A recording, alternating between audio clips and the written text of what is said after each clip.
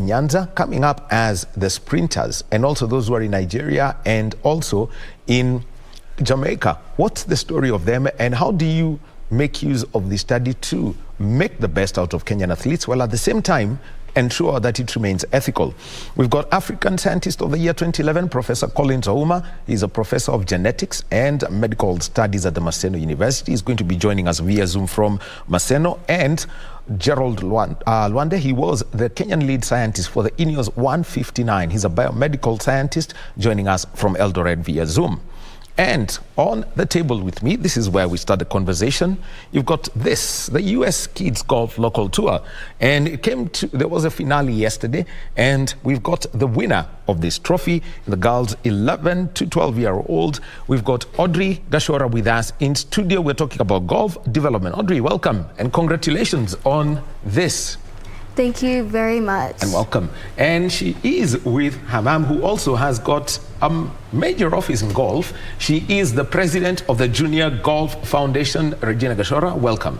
Thank you so much, Daniel Mohammed. As we get into this conversation, our sign language interpreter within this hour is Susan Thuku, and later we shall be joined by Ann Wangeshi. So straight to this conversation. And Regina, you've taken over the reins of the Junior Golf Foundation this year after the 2-year term of the immediate past president, Larry Ngala, who's better known as a golf writer rather than a golf administrator. What is, the feeling of taking over office from Larry, and what, you would like to see happening over the next 2 years? Thank you so much, Daniel Wahome. It's actually a very good transition for me, because I have been in sports for very many years. I worked with the FIFA World Cup 2010. I also worked in the under-18 and the under-20 World Championships here in Nairobi. And for me, golf is a natural fit. I have 3 junior golfers aged 12, 11, and 8. And I'm also a golfer. My husband is a golfer and actually sponsors golf.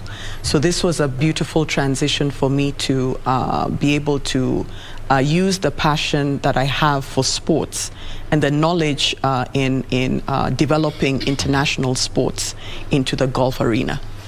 And from the experiences, with the World Cup and the under-18 and under-20 World Athletics Championships, what there that you've picked up and you can relate with when it comes to golf, especially when it comes to the competition side for the juniors? So the most important thing that I realized about golf development in this country is that, first and foremost, junior golf development in this country needed a boost, because golf was never meant for juniors in this country. It was almost like a rite of passage. You get to middle management, you get your company sponsors you to become a member of a golf club. Most of the people who are members start being members at age 35, 40, and then continue to be members from there. So the space of junior golf was not a natural space for children to come in, because most golfers were from the age of 40 onwards, and that was traditionally their space. So we needed to actually open up the space for juniors to be able to start from the age of 5, 6 years old to be able to compete with the rest of the world. Because South Africa, Europe, and the US, all these children start between the age of 5 to 6, whereas our children, a few outliers whose parents play golf, would start playing at age 12, 13. And that's why you would find that we have a very difficult time winning a Kenya Open, or we have a very difficult time having people in the PGA Tour or the European Tour, because they're playing against people who have started age 5, 6. They have 8 years more experience than they do, and it's a matter of just catching up, and they never get there. Wow. And here you are with your daughter, and Audrey. You've had your mum mention about playing golf. At what point were you introduced to the sport? Well, I was started at age of 9 by my mother sending me up to a camp at school of golf. Where was the school of golf? I started off with Coach Cassio at my old school, Roslyn Kenton College, and he taught me the basics of golf and how to chip, putt, and drive. And what was your experiences? Because I'm sure you had seen your parents play, and when you started playing, how did it catch up on you? Knowing that you had alternatives, basketball, you could have played basketball, you could have played hockey, you could have played, say, even volleyball. So I decided to play golf because I've seen people do it before, and because my dad was a member of a golf club, and I got to go there once in a while. And I started hitting on me once I went to the range and saw people hitting golf balls. And so then my mom decided to sign me up for the golf camp. And how different was it, when you are at the golf camp with a coach who is there, taking you through the paces, teaching you how to basically hold the club right, how to swing right, how to putt right? How different was it than being at the range with your parents? Well, I actually learned how to use the club and not see people using it because I've never seen a putter because I was at the range. So once I saw the putter, I was interested in it, and I started trying it out and many different tactics with it. And with my coach Cassio, I learned many different tactics of how to putt, what the grip is, and how to get the ball inside the hole. Well, very interesting, and she's going to be telling us the story about the US Kids Golf Tour that's also come into play. And for at the moment, and I would like to pick up from something that was mentioned at the Kenya Golf Union AGM on Friday. Yes. The immediate past chairman, Pete Kigur, mentioned about, and also the new chairman, Gianni Derrito, was the honorary treasurer. Yes. He spoke about the support, the financial support that now goes to the Junior Golf Foundation, and that's why you've been able to work with US Kids and the other sponsors, I think Safaricom and TBA coming in, and Prime Bank. How has that financial support worked for, the tour that you had, the 6-7 events? So last year we signed an agreement with US Kids Golf Foundation, and the first thing that we needed to do was we needed to train coaches how to teach children how to play golf. So for a very long time we've had coaches teaching mostly adults how to play golf. So it's like having a university teacher teaching ECD classes. So what Professor we had to teaching kindergarten. Yes. So I needed to bring it that way so that people understand that ECD teachers are relevant for what they're teaching, and university professors are there for what they need to teach. So what we needed to do is we got 45 coaches from all the golf clubs in the country, and they did a one-week training on how to teach children how to play golf. So that was the first step that we needed to do. Okay, let me just start with that. What was the experience for the coaches? Because it's totally different. Because how to make a 7-year-old have fun at the same time. How did this work? So one of the challenges that the coaches had to do is they had to play left-handed. If you're right-handed, you play left-handed. And if you're left-handed, you play so that you can be uncomfortable. So that you learn how uncomfortable it is for a child to learn how to play the game of golf. The second thing they were taught how to do was games-based learning. So if you're teaching a child how to play putt, instead of saying this is how you grip the ball, this is how you hold whatever, they would do a tic-tac-toe board, and they would tell the children, they would tell the adults teach them how to hit in the different holes. And that teaches a child distance and teaches them direction. But it teaches them in a way that is fun and engaging. So all the ways of teaching how to play golf is fun-based learning. Yes. But the objective is realized because the child now learns how to play golf, but they learn how to play in a language that is for a child, as opposed to the very complex language of golf that we usually teach, 40, 50-year-olds. So that was the first thing we needed to do. So the second thing we needed to do was we needed to be able to expose our children to international style tournaments. So now that's where the local tour comes in. Because the local tour, the good thing about it, it's a non-handicapped system for children from the age of 5 to age of 18. And they play in their own age groups. Before, we used to lump a 6-year-old with a 10-year-old and tell them to go and play. And the 10-year-old, of course, would win. But the 6-year-old will run away crying because, the boy was double his size, who he was playing with. With the local tour, every child was playing with their own age group. So a 6-year-old is playing with another 6-year-old, and they're competing with 6-year-olds. The 7-year-olds are competing together. The 11 to 12-year-olds are competing together. They're the same size, they're the same height, they have the same opportunity to win. And what has happened is from our first local tour, if you look at the scores from the first local tour, and you look at the scores from the 7th local tour, there are some children who've shaved 20 points, 30 points. Because now, first of all, they're playing with their peers. So it's not intimidating anymore. So ideally, basically, the scoring is a simple strokeless scoring. Yes. So from, say, if playing at Muthaiga, which is past 71, somebody moving from 100 down to playing 80. Yes. And another thing I need to mention is they're playing from their own distances. So we have 7 tees apart from, as opposed to the 3 tees. So you'll find that a child who's 6 years old is in the middle of the fairway. Yes. And he's only playing 150 yards, whereas an 18-year-old is playing 350 yards. That would be for a par 4. That is for a par 4. So it is much easier for a 6-year-old to be able to play the same as a 15 to 18-year-old from their distances. And the understanding is, as he grows older, his muscle mass and everything he's just moving back. Yes. Yeah?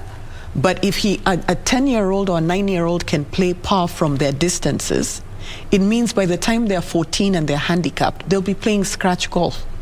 And if they're playing scratch golf at 14, now they're competing with Europe. Now they're competing with America. Well, and talk about scratch golfer, basically your handicap is at 0. So it means you should be, at that point, you should be competing with our local professionals. I know they will not like me for saying that. They're all my friends. But that's where we would like to see. And such that, as was mentioned at the KGU annual general meeting, is that by the year 2030, the vision is have a Kenyan win the Kenya Open Golf Championship. And Audrey, let me come to you now. Having played in the events in the series in the 11 to 12-year-olds, your mom has mentioned that, previously you'd play with, say, a 16-year-old or a 14-year-old. How has playing with your peers changed your approach to the game?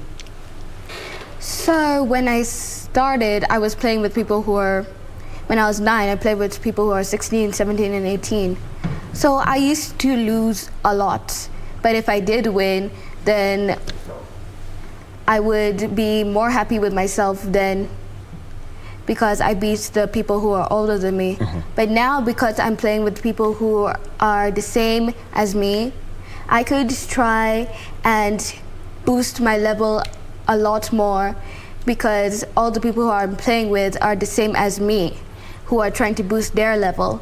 So who is better than me when I was 9 and they were 16, then it was kind of unfair because I wouldn't be able to win because they were stronger than me and they played from the same place as me.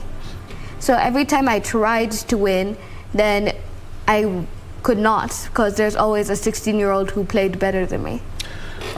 Now, let's talk about handicapping. Picked a handicap yet? Right now I'm handicapped 13. Wow, that's great. That is massive. And what has been that experience throughout the series, eventually, clinching this?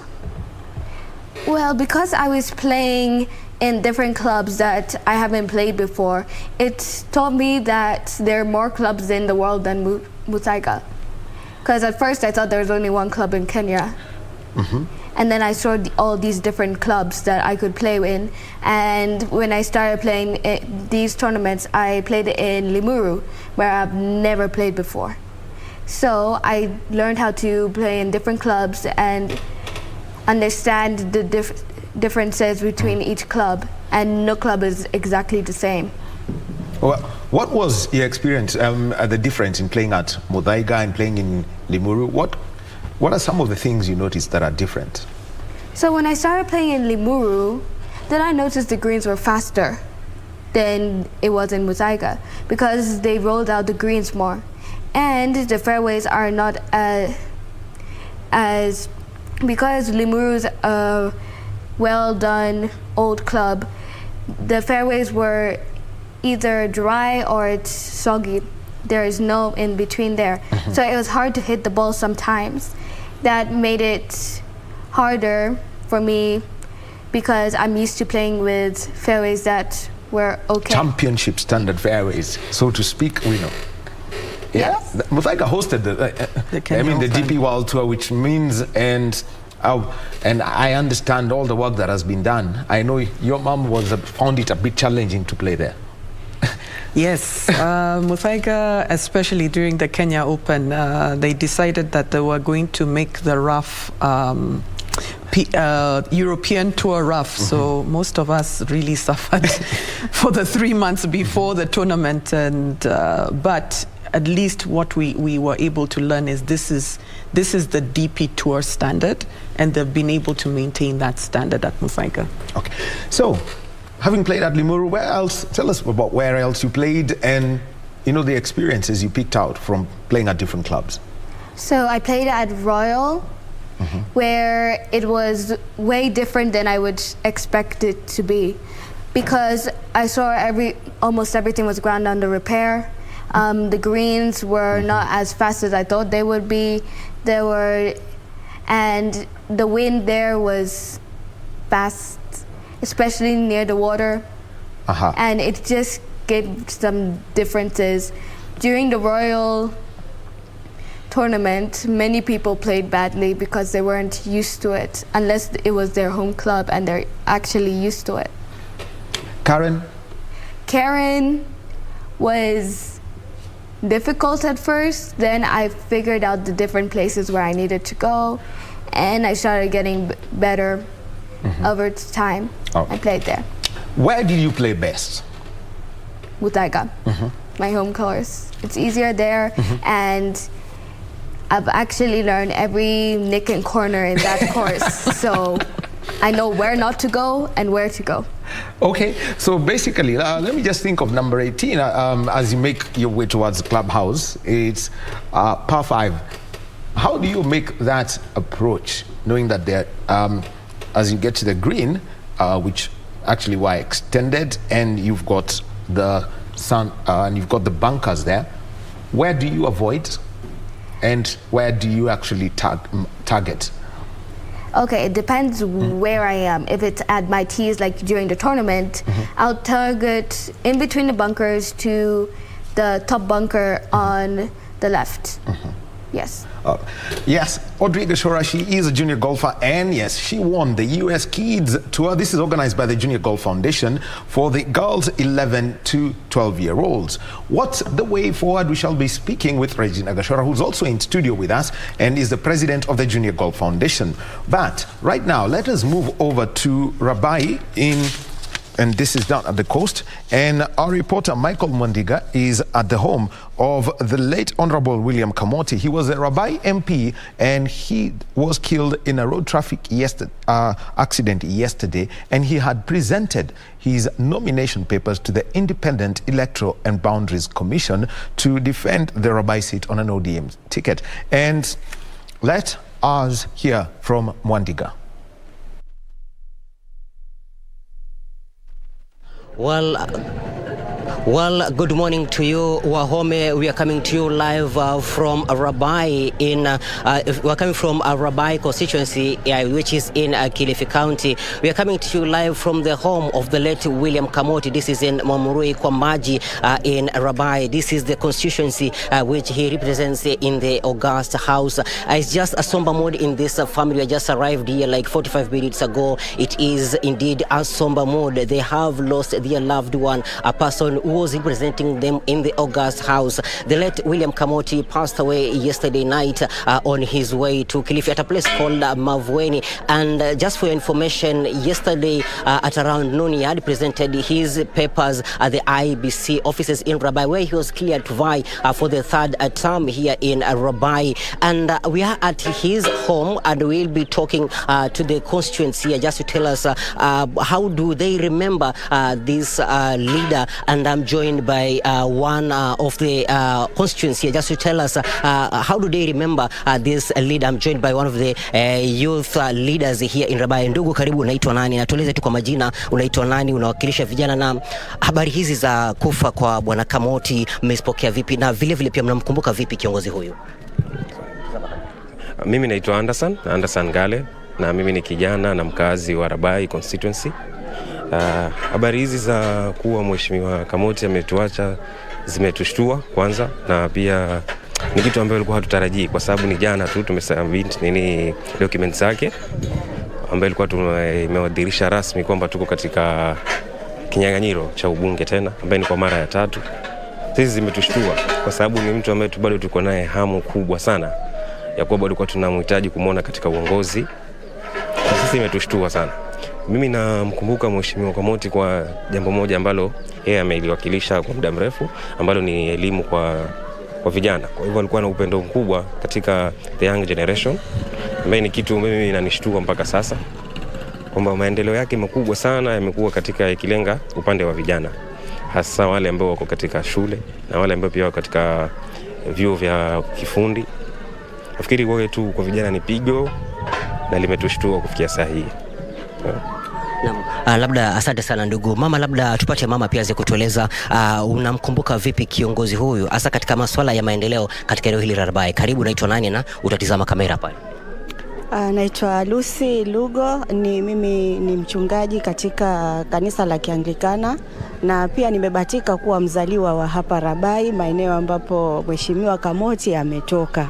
Mheshimiwa Kamoti tutamkumbuka kwa mambo mengi sana, kwa sababu toka alipoingia katika uongozi wake tumeona vile ambavyo alishuka chini kufikia watu waliokuwa chini, waliojiona kwamba hawawezi kufika juu kuonekana, na kuona kwamba kila mmoja anakuja katika mwanga, hasa kizingatia mambo ya elimu, kuona kwamba watoto wanapata elimu bora kupitia kwa bursaries, na kuwatia moyo kuona kwamba wazazi wanaweza kujizatiti kupeleka watoto wao shuleni. Hata hivyo mambo mbalimbali ya kimaendeleo kama hospitali amejaribu kutuletea dispensaries karibu, kuona kwamba huduma zinapatikana, maana watu walikuwa wakiteseka sana hapo nyumbani. Hata hivyo tumekuwa na kilio sana, tukitamani ya kwamba angeongezewa muda kidogo tukatengezewa hata barabara, kwa sababu tuna kilio sana. Barabara hii ya kutoka hapa Shikadabu kutokezea hapo Kibokiche ni mbaya sana. Kuna daraja ambalo limekaa miaka mingi liko vibaya, na nafikiri wakazi wa Rabai wengi hasa ambao wanatoka maeneo ya Boyani ambapo hapo Kaliang'ombe ambapo mheshimiwa ndipo ambapo atenda kustiriwa, maana ndipo makazi yake, watu wamekuwa na kilio sana wakisema kwa nini mheshimiwa yuko huko na barabara inakaa hivyo. Kwa hivyo nafikiri wengi wangempatia tena nafasi ya miaka 5 kuona kwamba hii changamoto angeweza kuiondoa. Hata hivyo tunasikitika sana, na tunajua ni kazi ya Mungu. Wacha Mungu akaweze kuilaza roho ya marehemu mahali pema penye wema, na hata hivyo wacha Mungu atuanulie kiongozi mwingine ambaye atasimama kwa sehemu ile Kamoti ambao pengine angesimama kufanya hata na zaidi, na sisi tuendelea kumwenzi katika mioyo yetu. Sawa, poleni sana. Of course, indeed, it is a somber mood. He was a great leader, as he's being eulogized by many. And he has been a champion, an education champion. And mind you, he has been helping children around here to make sure that they get to school and get a good education. Indeed, apart from giving out bursaries, he has also partnered with Friends for Rabai. This is these donors from outside the country who he has partnered with to ensure that children around here get sponsorship to get sponsorship, education sponsorship, and of course going overseas to study and learn in their fields of their interest. And something to note is that as he was aspiring to go back or to vie again for the third term, he was planning, as he goes back to in the third term, to ensure that he pushes his agenda ahead. He was planning to build a state-of-the-art teachers training college here in Rabai, and also a Kenya Medical Training College here in Rabai. And in his argument is that there are students here, very bright students from this place, but they get and their parents are not well off to take them to colleges outside Mombasa County or Kilifi County, or rather outside the coastal region. And he intended to build these colleges right around here to ensure that children around here get a good education. And apart from that, he was also a trained lawyer, and he has been practicing practicing law for quite some time since he joined the August House. And earlier on, I talked to his elder brother, that is Terry Momkale, and he said that he is the second born child in the family. He since his childhood, he has been showing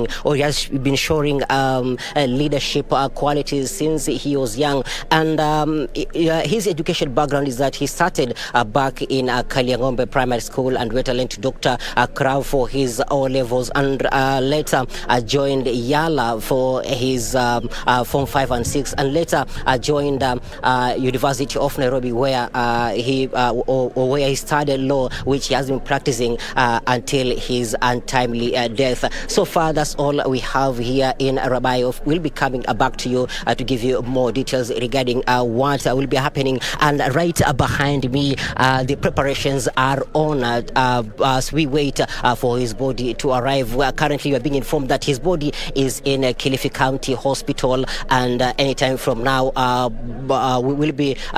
the body will be arriving at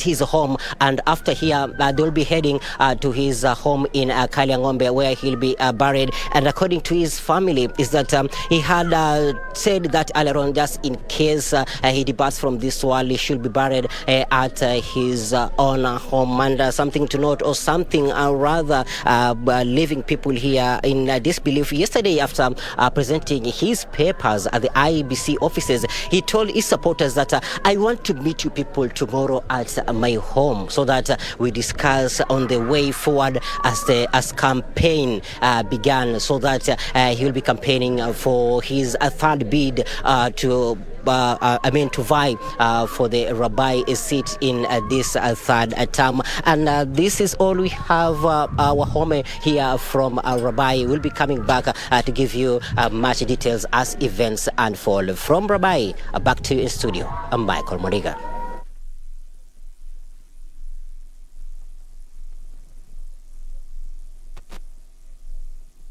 At the home of the late MP for Rabai, William Kamoti, who was killed in a road traffic accident yesterday, and this was after presenting his nomination papers under the ODM party to the Independent Electoral and Boundaries Commission, where he was to defend his seat. He's going to be buried today, so we're waiting for that as the family make preparations. Michael Mwandiga is on the beat for that story.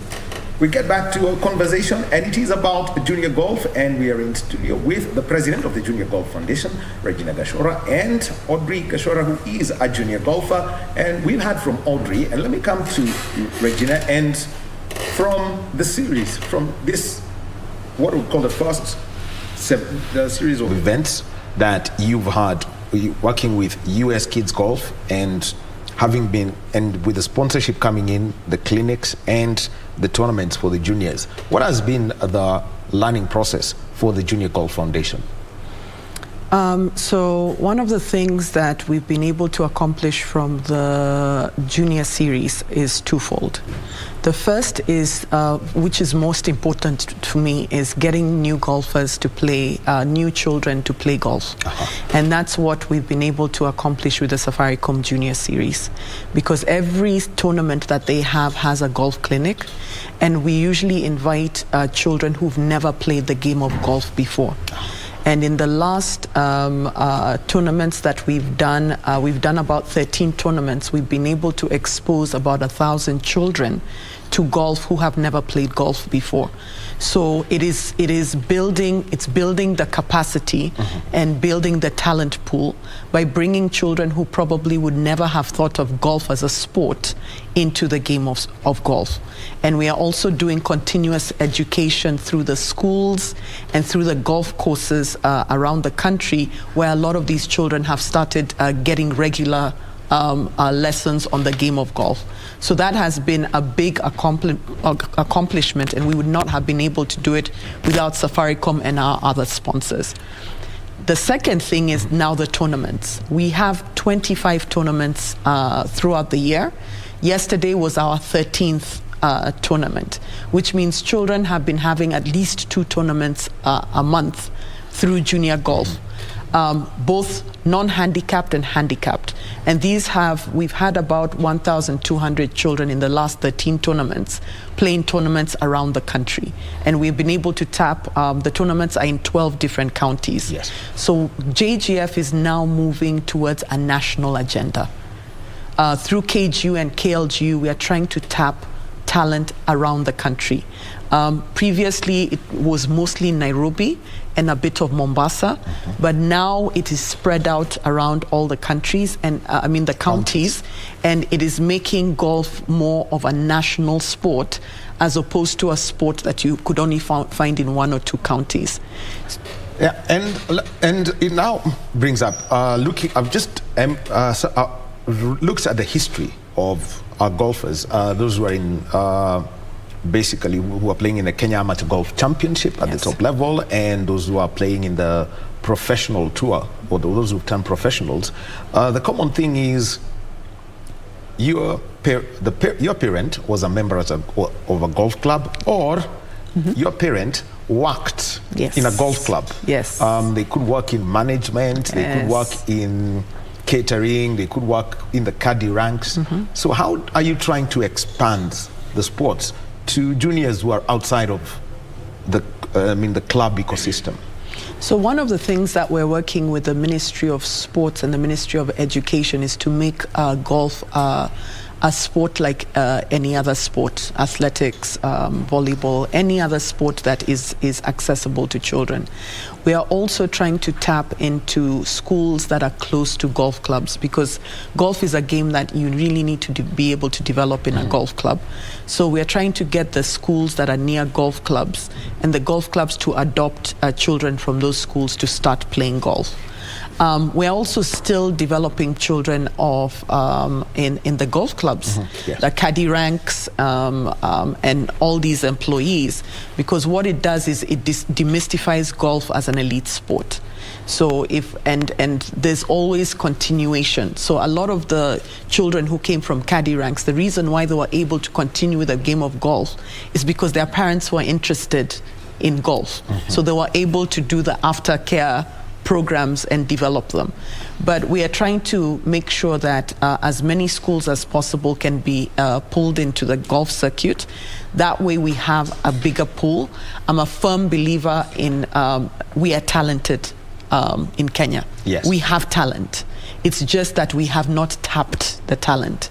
So we need to be able to get talent around the country and develop it. And the sponsorship with Safaricom is really helping us, because Safaricom is a brand of all people, and people trust the brand to be able to take them to that next level. Well, I know some sports that would really love that money, but they will not get it for reasons that are out there. And when talking about development and the outcome of it, first of all, we had the Africa Junior Challenge in Egypt. Yes. I think the boys finished 4th, the girls finished 5th. Yes. And what were the experiences that came in from the boys and the girls who played out there? So one of the things I did is I had an interview with the outgoing chairman, Peter Kiguru, because when he did go, I told him to do research. So go do some research on the winning teams and find out how they are winning.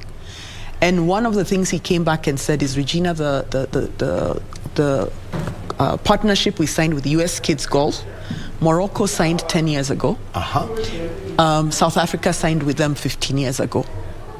And they've been doing this program, and it has been developing their juniors to the level that they are at right now. So they have been developing children from age 5, 6, South Africa 15 years ago, Morocco about 10 years ago, Zimbabwe also, which was I think third, in the last 8 to 10 years. So we're in the right direction. Yeah, we're just a few years behind, but at least we're in the right direction. So what they advised him to do is, one, you have to develop talent early. Secondly, you need to be able to, which we are working on a program where we sieve the children. So we, on a national program, we see who are the best talent in Kisumu, who is the best talent in Mombasa, who is the best talent in Nakuru, who is the best talent in Kericho. And we then now develop them to the point where we do regional teams, and now we get a national team. And that's now what we're working in terms of an elite squad that has a national face. Well, that would be I would love to see that, because I think, I know Nyali at one point had a crazy development program, and they used to provide 5 of the 6 in the junior team. And talking about juniors, St. Andrews, the Junior Open, we have Chanel Wangari and Andrew Wahome, who will be playing at the British Open Junior Championship. Yes. Tell us the story of these two. I know Chanel has a story. She was, I think about 6 years ago, she was the most promising girl when it comes to the Sawyer Awards. And Andrew, what are their stories and how they were picked to represent the country? So Chanel is one of those children who started at the age of 6, and she actually participated in the World Championships in Pinehurst, the US Kids Championships in Pinehurst. She has been exposed to international golf from the age of 6, 7 years old. She has played in South Africa, she's played in the US several times. So she is one of those children I know that she can win Vipingo.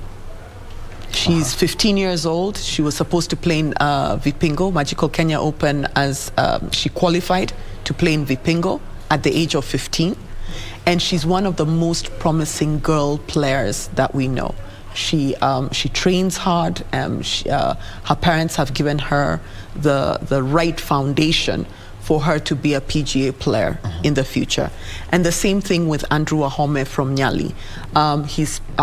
His parents have taken him to an academy in South Africa, so he's playing with the same caliber of players, South African players in South Africa. And the two had a qualifier. We had an RNA junior qualifier where they played against the best of players in Kenya, 16 years and under, and they came up tops. So they will be representing us in St. Andrews in the RNA Junior Championships, where they will be playing against the best in the world. And the fantastic thing about it is this is how we expose our children, where when they become professionals, they in 5 years' time, they have a potential of winning the Kenya Open. Well, actually, as we come to close, and I want to ask something. When it comes to the coaching, there's a transition, especially when people are hitting puberty, when your muscle builds up and doing that. Yes. If the training program is not correct, you find somebody getting prone to injuries. Yes. How are you working to ensure that there's that continuity, especially between the ages of 13 to 16? Okay. So our first step was to do ECD. Which ECD and primary school, meaning we get the children through US Kids Golf program. It's a fantastic program until a child gets to 13, 14. Now we're in talks with RNA in St. Andrews for them to now give us resources in terms of international coaches coming into the country and training our coaches on how to now navigate the children from age 13 to 21. Those are usually handicapped children. Those are the ones who would participate in most of the handicap tournaments around the world. Now that training is now different. We've now gone from fun-based learning to now you understand the fundamentals of golf. Now we are working with RNA to now give us coaches from South Africa and Europe to come and train our coaches on how to teach children between the ages of 13 and 18 how to change their golf as they grow through puberty. Well, thank you very much, Regina. And Audrey, and for you, what's your outlook for the next 2 years where, you know, so long for this first phase of the partnership between the Junior Golf Foundation and US Kids Golf? What would you like to learn and achieve by the time the first 3 years of the partnership are done? I'd love to be a scratch golfer by then and be able to qualify for Vipingo and tournaments that are around the world for ladies. And I'd want to be the youngest person to qualify for Vipingo. Well, we shall be looking out for that. Remember, yes, we've had Vipingo this year, and well, the conditions actually, they say in golf that leaderboard does not lie. So we wish you all the best and see how well you play at a PGA-rated course. You have the advantage of that, which is a championship course. And the one thing that we'd like to close with, Regina, how do people now reach out to the Junior Golf Foundation through your regional representatives so that there is that national growth of the sport? So we have now 6 regions that represent the whole country. So if they go to any of the golf clubs, every golf club has a junior convener. Yeah. So all they need to do is go to the golf club, ask for the junior convener, tell them that you want to become a member of Junior Golf Foundation. To become a member of Junior Golf Foundation, the annual fee is 1,000 shillings. And if you pay that 1,000 shillings, you can play any golf course in this country for 100 shillings. And that's for the juniors? And that's for the juniors. One of the things so that we fill in the forms and wait for to be admitted. You pay those high subscriptions. One of the things we are working on with KGU and KLGU, and this is in the works, is to try and increase the age from 21 to 24. One of the reasons being is we want to get university students to be playing golf, to become golfers. And it will also open up the opportunities for younger adults to get into the game of golf. And what we want is for us to be able to demystify the game of golf so that it does not look like a rich man's sport. Because in the future, a lot of golf courses are aging. You'll find that some golf courses, the average age is 65 years old. Who's going to take over for the golf courses in the next 10 to 15 years? So we need to be able to develop not just the champion golfer, but also the amateur golfer. Because golf is a game you can play until you're 100 years old. I don't think there's any other sport that you can play until you're 100 years old. And we've learned from COVID that we need to be outside. We need sunshine. We need to be in a beautiful environment. So for me, it's to just be able to develop not just the champion golfer, but even the amateur golfer who's going to be a golfer for life, so that we as our children can move away from the gadgets and be more in the sports field. Have you moved away from gadgets? How has golf helped you move away from gadgets already? Okay, so I haven't been using my phone that much, and because we have a new putting green and a driving range in our backyard, I got to use that a lot, and also go to the golf course a lot. So it helped me move away from the gadgets because I don't use it that much because I'm either in school or on the golf course. And what about, creating long-time partnerships? Golf tends to have that. Create long-time friendships, partnerships. who do you think at the moment you would feel is not on the course today, and you say, look, there's something missing as I go for my round? So, if I figure out that I am not chipping that well, I just go to the chipping grade. If I figure, because the course is where everything happens, it's like the big test, especially during tournaments.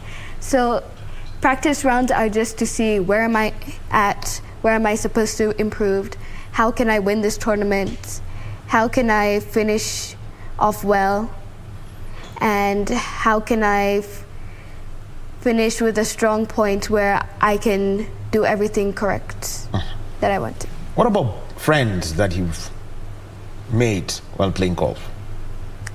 So I've made many different people from many different countries, especially when I went to the Venice Open for the first time. I saw people from Italy, we found somebody from Switzerland, we got Canada, and I saw these many different people who I decided, for example, I have a friend from Italy who now won the Rome Open.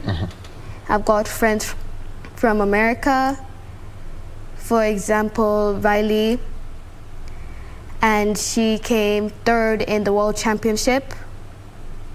And I've seen different people from Kenya who I've never seen before during the Safaricom tour, and I became friends with them.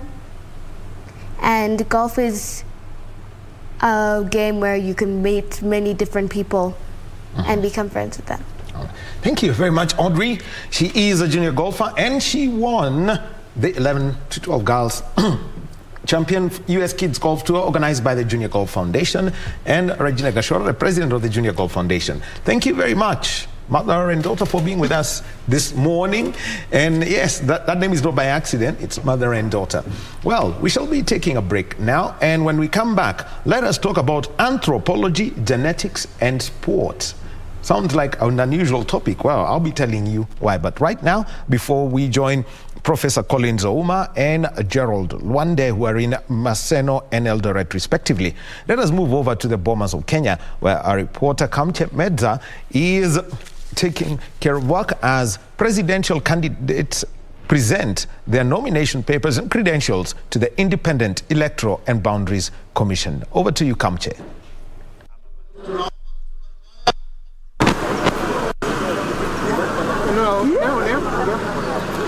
Good morning back to you in studio, Daniel Wahome, and we are here at the Bomas of Kenya this morning of the 30th of May. The year 2022. Remember, this is again the second day where presidential candidates are supposed to be to submit the documents for clearance at the Independent Electoral and Boundaries Commission. Today is day 2. This particular exercise kicked off yesterday, and according to IEBC's schedule on what time exactly today's exercise will start is around 2 p.m.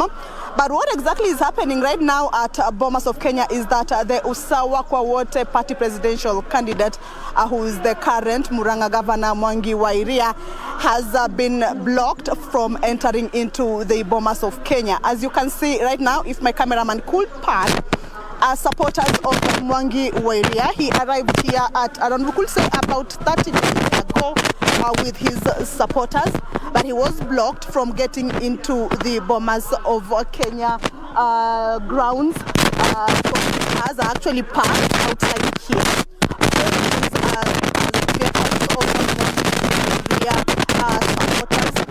They have come here to remember yesterday. Mwangi wa Iria actually has raised an issue of his name missing out from the final list of the presidential candidates.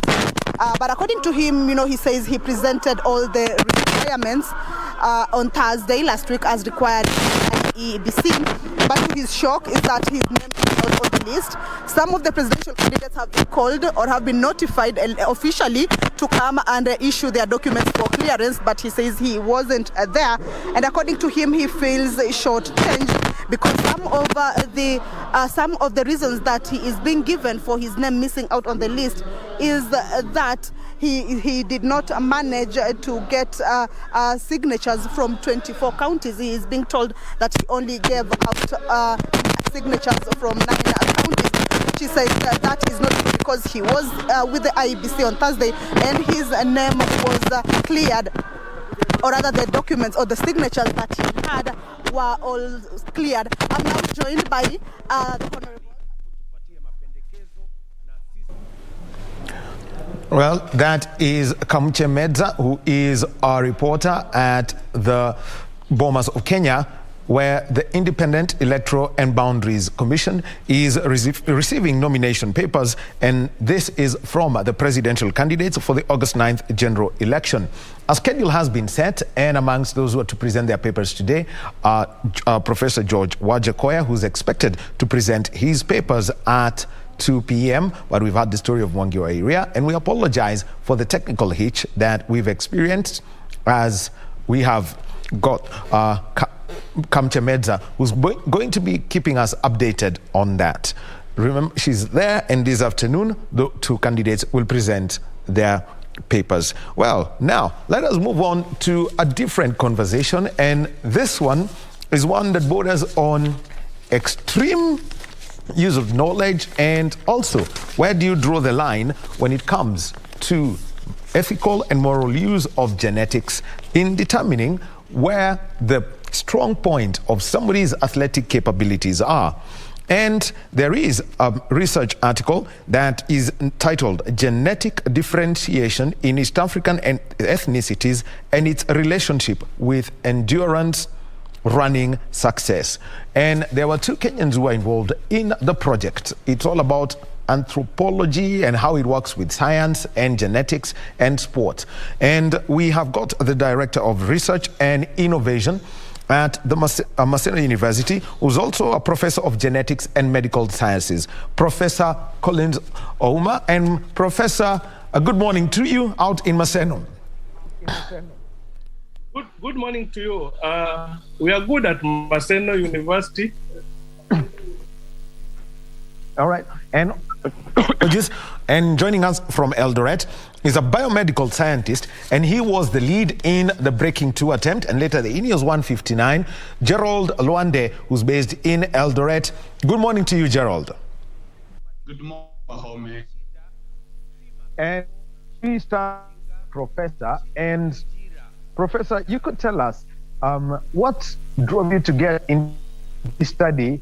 You decided to look at athletes from Kenya, Nigeria, Ethiopia, Jamaica, and the fields where they succeed in athletics, long distance. Thank you, Wahome. So, if you already notice, you realize that a lot of this competition since 1960s has been dominated a lot by East Africa, especially the Kalenjin of Kenya and the of Ethiopia. And there has been a lot of speculations of relevance of the Kenyan athletes in this process. And people have always speculated that if you have a favorable diet, you are living and training at high altitude, the motivation to get rid of poverty, which is more or less economic motivation, and the habit of running to school as children as being factors that control this. But then you look at the population that you mentioned, you realize that majority of those do not actually become successful when they compete. Now, having said that, you look at the factors that I've just mentioned, none of these factors alone can explain such success, as they are also present in other countries and they're present in other populations as well, populations that have not produced successful athletes in that matter. So what we were thinking was that there could be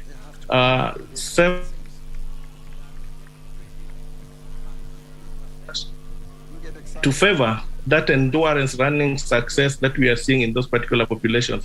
And then at the tail end of it, beyond the environment, we're thinking that there could be some inborn component within those particular populations that we count in this process. And that's why we specifically picked those two particular populations and looked at controls that we were already having data from and which we could potentially link now genetic level and see variations in what we were seeing in the control populations. We surveyed the population that are successful in this process. As you also know, the extent to which champions are born is a question that remains one of considerable interest since it has implications for talent and management, as well as for how sporting federations, like the one we have in Kenya, like the KFF, allocate scarce resources towards the optimization of high performance programs. So we thought that, look, this other genetic component in this particular population and control the other variables, then potentially we could pick up certain issues that we could also potentially use in later processes of making decisions when we are doing research for sporting federations. Thank you. All right, thank you very much, Professor Uma. And let me come to you, Gerald. And when it came, to picking up this, because you worked a lot with athletes in Eldoret, working together in the Breaking the Project, the INEOS 159 project. What was your experience trying to get this data and understand how it works from the biomedical side of it? So thank you very much, Wahome. It's true, I've worked with athletes for a long time. This study was relatively different from what we've done before, because in this particular study, we didn't meet any athlete. What we did is, over the years since the Human Genome Project, there have been data sets and databases developed for these genes, for different populations.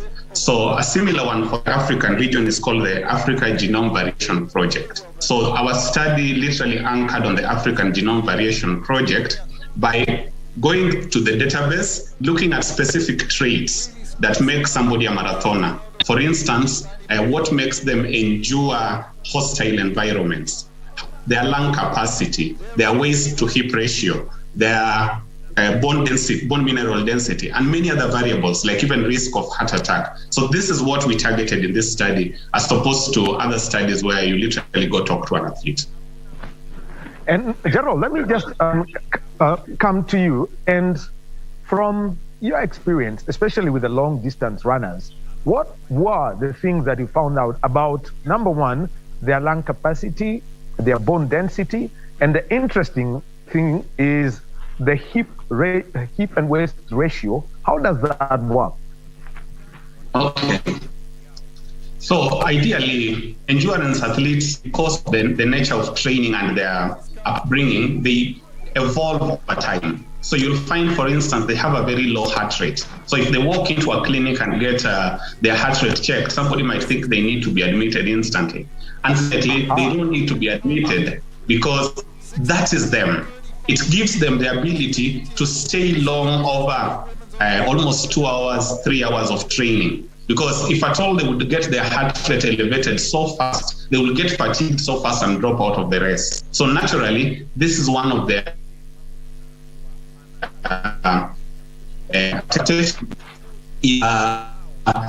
so you need to have such a lean body so that you waste limited bodies during. So the get together too close, because the curves are a bit narrow. An ideal would be to have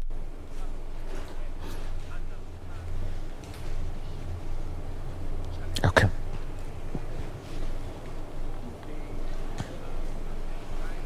Okay.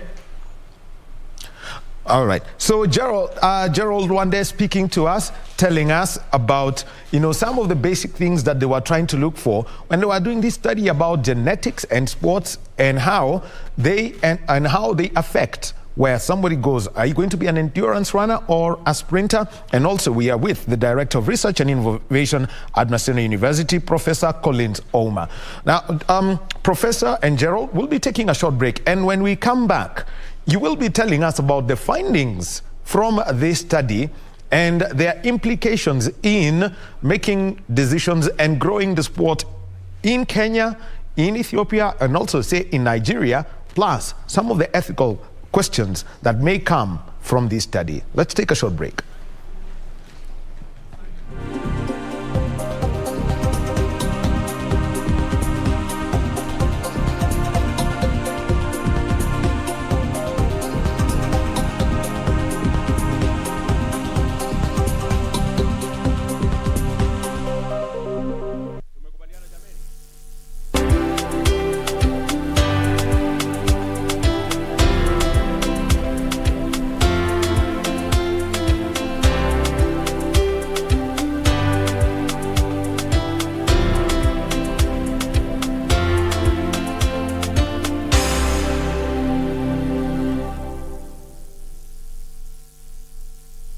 Mpambe Gibson Gadhu Mbugua almaarufu prosecutor kwenye kipindi Ukipendacho Vioja Mahakamani kwenye runinga ya KBC Channel 1 anaomba usaidizi wako kudhibiti gharama ya matibabu ya figo. Jamaa na marafiki wameandaa mchango mnamo tarehe 11 mwezi ujao wa 6 kwenye ukumbi wa Charter Hall, jumba la City Hall jijini Nairobi. Waweza kutuma mchango wako kwa paybill number 247247, nambari ya akaunti 777626. Gibson amekuwa mwanani wako na wangu kwa muda usiopungua miaka 40 sasa. Ni zamu yetu nasi tuwe wandani wake wakati huu mgumu. Look at how much he's changed. He really has grown into a handsome young man. Most of the ancient gods are gone now. Only a few of them remain. But they can't help.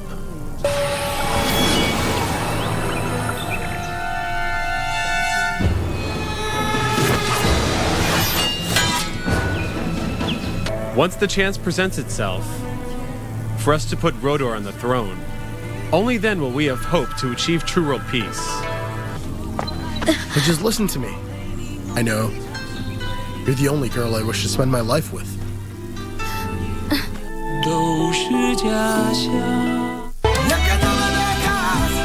For both of us, this little boy is going to give us a new beginning in our marriage. You two are going to be my successors. So leave and don't come looking for him again.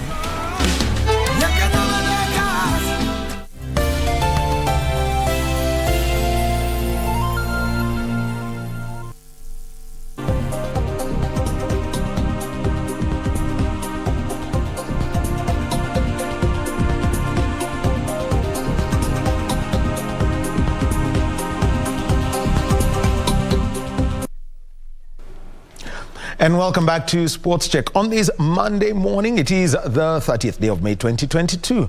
My name is Daniel Wahome, and it is a day when out in Rabai, in Kilifi County, there is the burial of the Honorable William Kamoti, who was killed in a road traffic accident yesterday, and he had just been cleared by the IBC to defend his seat on an ODM ticket. Michael Mwadiga will be giving us that report. At the Bomas of Kenya, IBC presidential candidates are getting clearance, so we shall be keeping tabs on that story with Kamuche Medza. The Council of Governors is to give a statement on lost cancer drugs at the Kenyatta National Hospital.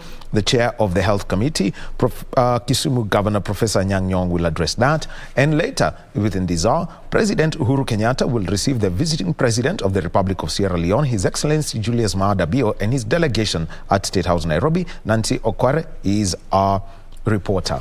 So we get back to a conversation, and it is about anthropology, genetics, and sport. We're joined by the Director of Research and Innovation at Maasai Enoto University, Professor Collins Ouma, and a biomedical scientist, Gerald Luande, who is in Eldoret. And we've got the background of this study, a paper that they that was published collaborating with other scholars from around the world, Genetic Differentiation in African Ethnicities and its Relationship with Endurance Running Success. And Prof. Professor Ouma, let me come to you. And from the study, tell us about the findings that you picked up when it came to the matter of genetics, for example, amongst the Kalenjin of Kenya, the Oromo of Ethiopia, and say the Wolof, who are found in Senegal, or the Yoruba and Igbo of Nigeria. Thank you, Daniel, once more. The study came up with very interesting findings, and just as I mentioned before, we had populations that do not have athletics being successful as control. So the initial results demonstrated that there were unique genes that were picked up from Kalenjin and Oromo populations, because we were now analyzing this at the population level and not really at the athletic level. So for the Kalenjin, we picked up 297 unique genes that were associated with endurance running.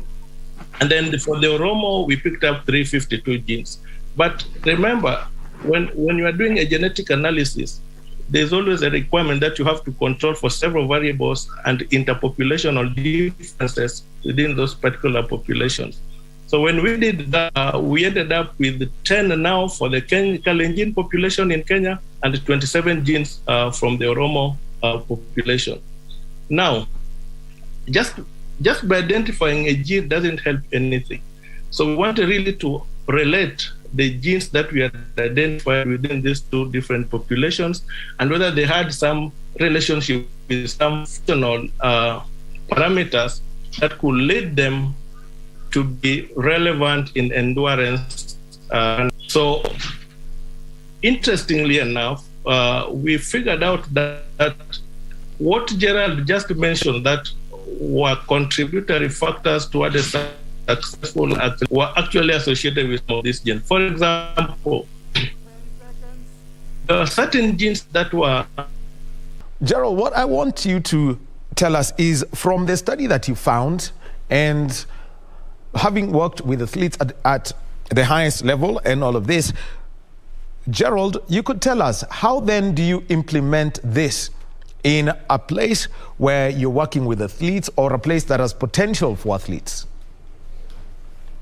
Okay, so first of all, let's begin with the background. Ordinarily, in countries like the United States of America or countries within Europe, there have been companies selling genetic kits telling you, we can test if your child can play basketball or be in NFL or those kind of sports. All right.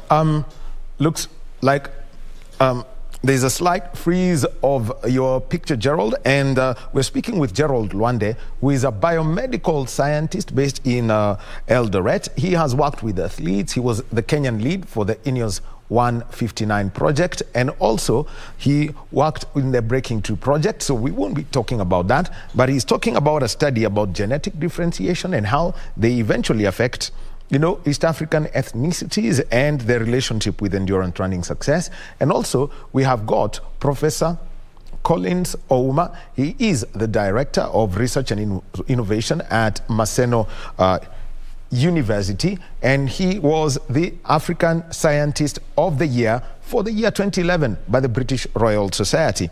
And let us now go back to Gerald.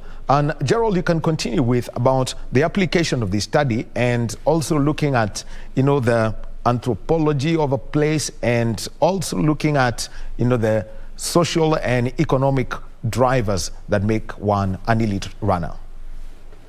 Thank you very much, Wahome. As I was saying, the same way an athlete will need the basic medical and physiological tests that are done prior to training and competition, we now need to think about also doing a few genetic tests so that we and become a successful athlete in this process.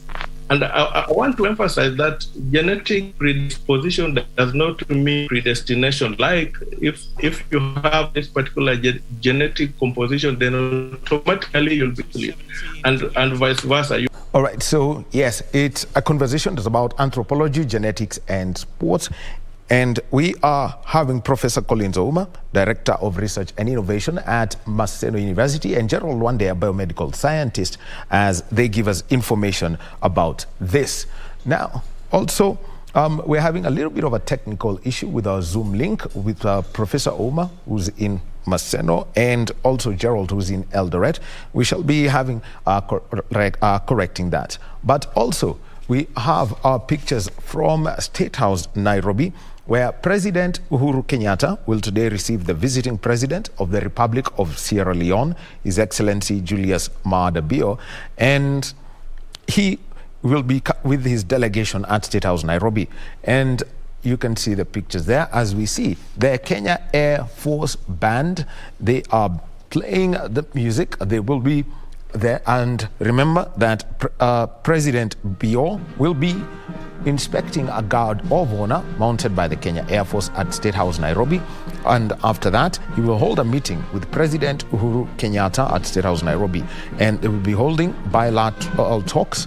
And remember that Kenya and Sierra Leone, they have had some long relationship, especially when it comes to peacekeeping. Remember that yesterday at the School of International Peacekeeping at the Embassy campus, President Bio attended the ceremony as the Kenya Defense Forces celebrated the International Day of Peacekeeping. So those are the pictures that we are receiving live at State House, Nairobi. And our reporter at State House, Nairobi is Nancy Okware.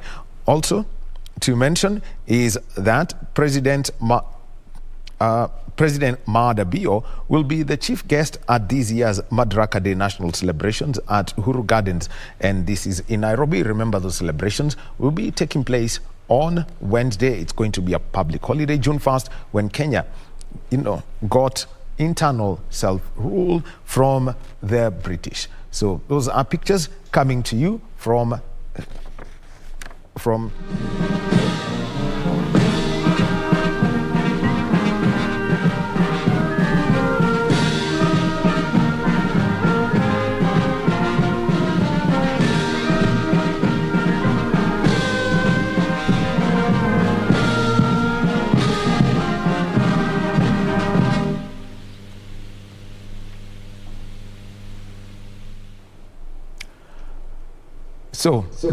there you had the Kenya Air Force Band. They're playing the tunes at State House, Nairobi, as we listened in, as we see the Chief of the Defense Forces and the service commanders who are ready to receive President Maada Bio of Sierra Leone. Will be received by President Uhuru Kenyatta. We shall be joining them once the President of Sierra Leone arrives at State House, Nairobi. We shall now be taking a short break, and when we come back, we have a conversation about 3-on-3 basketball.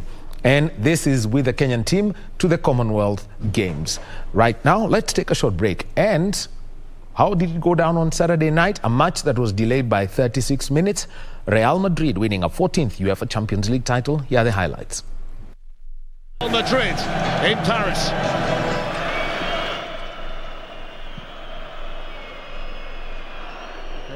Okay.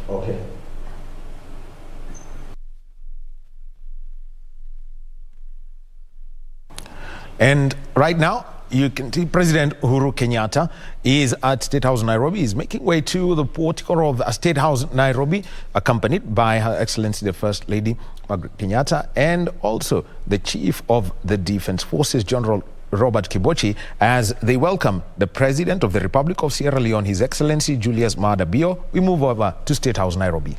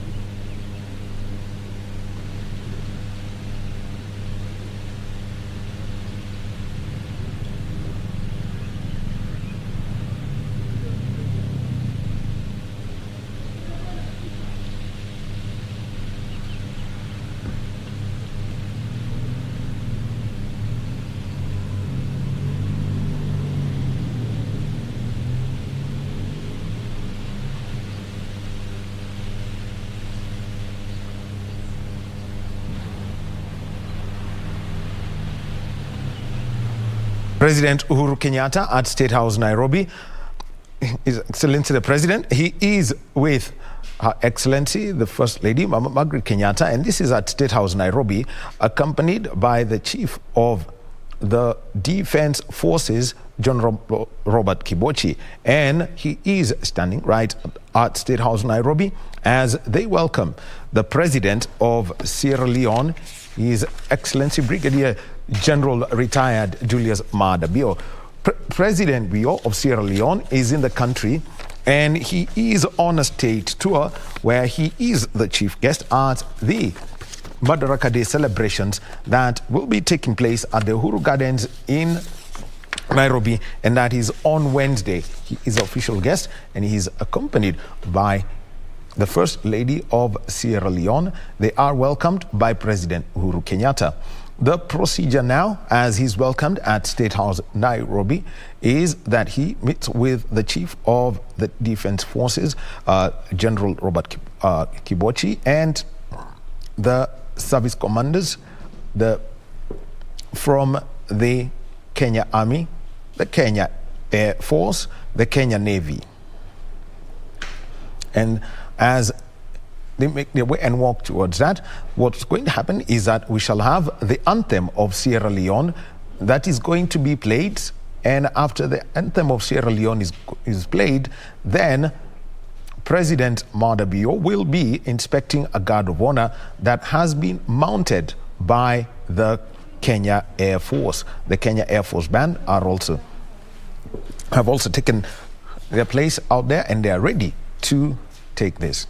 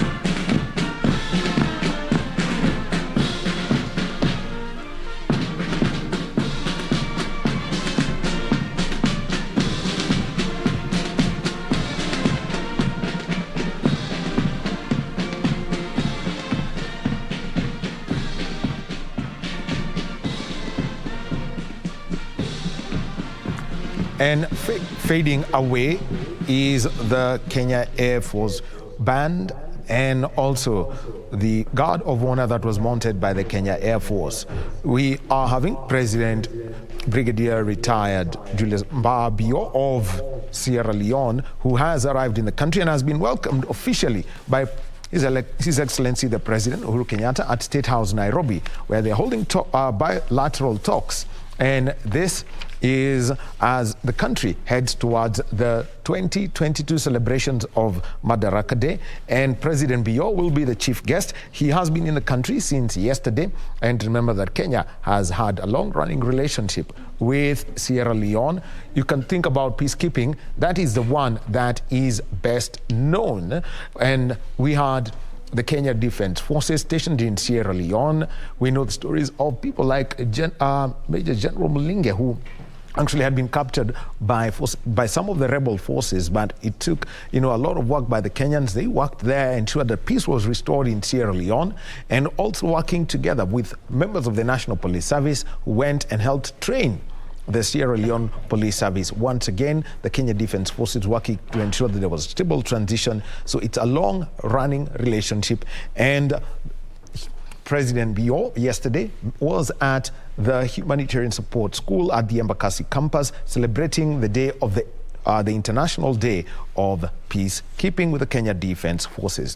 And our reporter is Kamche Medza at State House Nairobi. And remember, after the talks between the two heads of state, President Julius Maada Bio and His Excellency President Uhuru Kenyatta, there will be an address to the public, and our team at State House Nairobi will make sure that you get to hear from the two heads of state of Sierra Leone and Kenya. Remember that President Julius Maada Bio will be the chief guest at this year's Madaraka Day national celebrations at Uhuru Gardens in Nairobi City County. That is happening at State House Nairobi. Well, now we continue with our conversation on sports check now. And the third conversation that we are going to have is about basketball, 3-on-3 basketball. Well, we all know that at the moment, everyone's focused on losing their sleep to catch up with the NBA finals. We already know who the finalists will be. But what about the national team? They will be playing at the Commonwealth Games, and it is a code of basketball that has been introduced at the Commonwealth Games for the first time. It's making its debut for everyone within the Commonwealth family. 3-on-3 basketball. And earlier in the year, the communication from the National Olympic Committee of Kenya, which incorporates the Kenyan Commonwealth Games Federation, announced that amongst the teams that are direct entry to the Commonwealth Games were the 3x3 basketball teams for both women and men. And today we are pleased to be joined by the Coach Eunice Ouma. She's seated right in the middle. Coach, good morning and welcome to KBC Channel 1. Good morning. She is leading the delegation, and on her left is the women's captain, Melissa Kinyi. Melissa, good morning and welcome. Good morning, thank you. And we've got the men's captain. His name is Daryl Omondi. Karibu. Asante sana. Well, and I'll start from my far left. Melissa, getting the news that you'd qualified for the Commonwealth Games when that announcement was made, what was the reaction of the Lionesses setup? Of course, we were very ecstatic about it because, as you said, we are making a debut in the Commonwealth Games as 3-on-3 and basketball in general. So it's a very great feeling to be able to get this opportunity to work on getting to represent the country. And for you, Daryl, when it was announced, because Kenya had participated at the African Games in 2019 in Morocco, what was the feeling around the Morans camp? The feeling was really good and we really liked it. But as we were celebrating, we could have switched our minds so quickly because we know that the country won't just expect us to participate, but it will expect us to bring a medal home. And our mind had to switch really quickly into training camp and training for ourselves before anything. Well, and Coach, you have been given this task of leading the 3x3 basketball. Coach Eunice Ouma, yes. Tell us about the task that fell on your desk the moment this announcement was made. Yeah, it's a big task because this is the first time we are going for the Commonwealth as a 3-on-3, and it's also a different ballgame because we are used to 5-on-5. Now it's a 3-on-3 thing, and as a coaches, we want to be the podium finishers, and that is why it's kind of, because the rules are different, a bit different from the 5-on-5 with the 3x3. So we are learning day by day as the rules are coming out, new rules are coming out. We are learning day by day, and we're also taking it to the players. And coach, and I want to bring out, you bring about the rules of 3-on-3. For example, you play on a half a court, yes, and with just one hoop. The game is 10 minutes long, or 21 points, yes, whichever comes first. Yes. And a shot clock is 12 seconds. Yes. How then does these rules make it different from your ordinary 5-on-5 when it comes to game execution? When it comes to games execution, is the game can even end at 5 minutes. Yes. When a team reaches 21, the game is over. When the referees are only 2, and then the players are on their own. When they get into the field, they're on their own. They make their own subs, and they call their own timeout. So it's a quite different ball game compared to 5-on-5. You see, 5-on-5, as a coach, I'll read the game outside, then call a timeout and explain to the players what they're supposed to do. This time, the fourth player, because it consists of 4 players, so 3 are playing. The one who's seated as a sub, at the moment when he's seated as the sub, is also the coach at the moment, and will call the timeout and do everything what I'm supposed to do as a coach on 5-on-5. All right. Now, Melissa, let me come to you, and basically looking at that when it comes to the rules, how has it changed the way you now go through your drills, how you play, and how you think about every moment on the court? Because, for example, what would normally be 2 points is now a point, and what would be 3 points is 2 points. I'd say transitioning from 5-on-5 to 3-on-3 has made me as a player to be more reactive, and because 3-on-3 is a very fast game. If you delay at in a split second, the other team might score on you. So you just need to be quick, fast, think on your feet, and yeah, that's one thing that's very important, and awareness. Yeah. Tell us about those quick decision making that you've got to. It has to be done whether you like it or not. You only have 12 seconds with the ball to make a shot. Let's say, I would give this example. Let's say we are on offense, then the other team is on offense, they've scored, and we are on defense.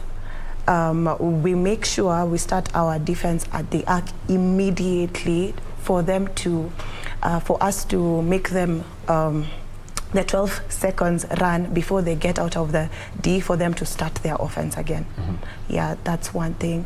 And maybe you get a defensive rebound, it would be advisable to kick the ball out via a pass, not a dribble, because if you use a dribble, it will be very slow. So if you use a pass, then maybe it gets back in, you can even score in 3 or 4 seconds, and then you will have maximized your time efficiently. Yeah. And Daryl, let me come to you. Looking at from the African Games, and that was 3 years ago. We know the pandemic puts everything sport on hold. What has been the way of working from the experiences from Morocco, and knowing that I think there was a local 3-on-3 circuit, and now getting into camp? I would say the experience has been great. You can fight in Morocco, it was too hot, and in February it's supposed to be cold. Yeah, but it's too hot, and something about 3x3, especially it's set up in a tournament setup. So like Melissa had said, you have to really maximize your time and use I can score, but I can use a lot of energy to score. But the best thing is to score while I'm still fresh, because you can finish play, then the announcer says on the other side that Kenya, you are needed in that court, in another court, yet you have just finished play. So it's about efficiency and reserving your energy as much as as possible. And at Morocco, we gave our best, and coming to the local 3x3 circuit that we had, I think this weekend, we got the chance to play some of the best players in Kenya, and it was I couldn't say we were lucky because we worked for it, and it was really good to give us a head start that we won the competition. So we are really proud of that. Yeah. And coach, let me come to you. Something about 3-on-3 basketball is that it was developed on the streets and is now coming to competitive level. What was some of the things you picked out when you took your players from the national team to go play in this 3-on-3 circuit? What were some of the learning lessons? And is there a possibility Melissa will have to hand over the jacket and somebody else from the circuit takes it? If she doesn't work hard, it's upon her now. What are the things we picked off is an individual skill. In a 5-on-5, it's basically about a team skill. But 3-on-3 is an individual skill as a person. You as a person, you have to be able to beat a person one-on-one. So we are looking for players who are very good at individual skills and shooting the ball very well. Define the individual skills. Individual skill is a player who has all the basketball, the offensive fundamental and defensive fundamentals. So you must be able to play your defense very well on any other person, and also play your offense and beat a person one by one up until to the hoop. Looking at the Commonwealth Games, some of the countries that will be there, I'm trying to think of England, New Zealand, Australia, Canada, the part of the realm, Trinidad and Tobago, St. Lucia, Sri Lanka. What are the things that you've studied from these countries when it comes to 3-on-3 basketball? Okay, they are quite, I would say it's a big platform for us because we are playing, those are big teams that we are going to play. All we are doing at the moment is watching most of their video games that have been played on 3-on-3 and learning individual player at all their skills that they have.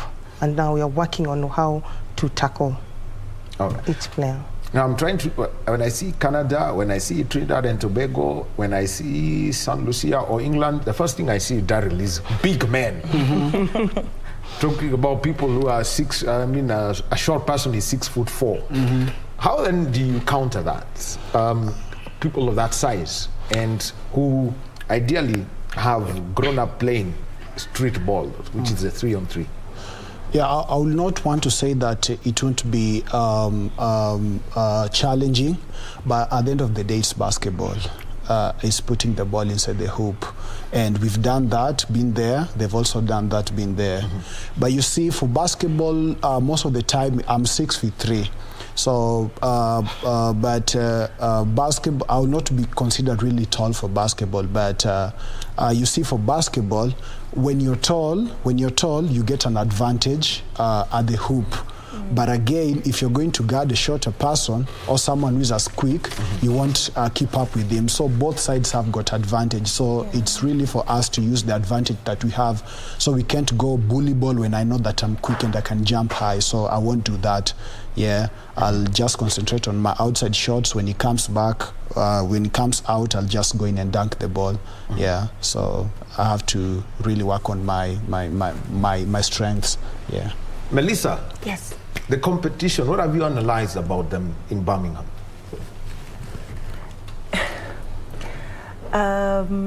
What I can say is we just need to take advantage of any opportunity we get. Going on from what Daryl has just spoken about, like I might have a disadvantage when I'm on offense and I am a short person being guarded by a tall person. But on the flip side, it might be different. Like I'm guarding a tall person, and yeah, I need to score against them or defend them. So I just need to maximize on their weaknesses. All right. Yes. Thank you very much. Melissa Akinyi, she's the captain of their 3-on-3 Lionesses. Coach Eunice and Daryl is the captain of the 3-on-3 Morans. And introducing the some of the 3 people will be representing Kenya in Birmingham, England at the Commonwealth Games, 3-on-3 basketball. Thank you very much, Team Kenya. Thank you. And remember, the Commonwealth Games will be live on KBC Channel 1. Well, time for me to leave, and after that we shall have Kurunzi Mashinani. But before that, let us move over to Westlands, where the Council of Governors are issuing a press statement about lost cancer drugs at the Kenyatta National Hospital. The chair of the committee is Professor Nyang'nyong'o, the governor of Kisumu County. Of all drugs in the hospital, this is very easy. It can be done by a much more efficient ICTV system.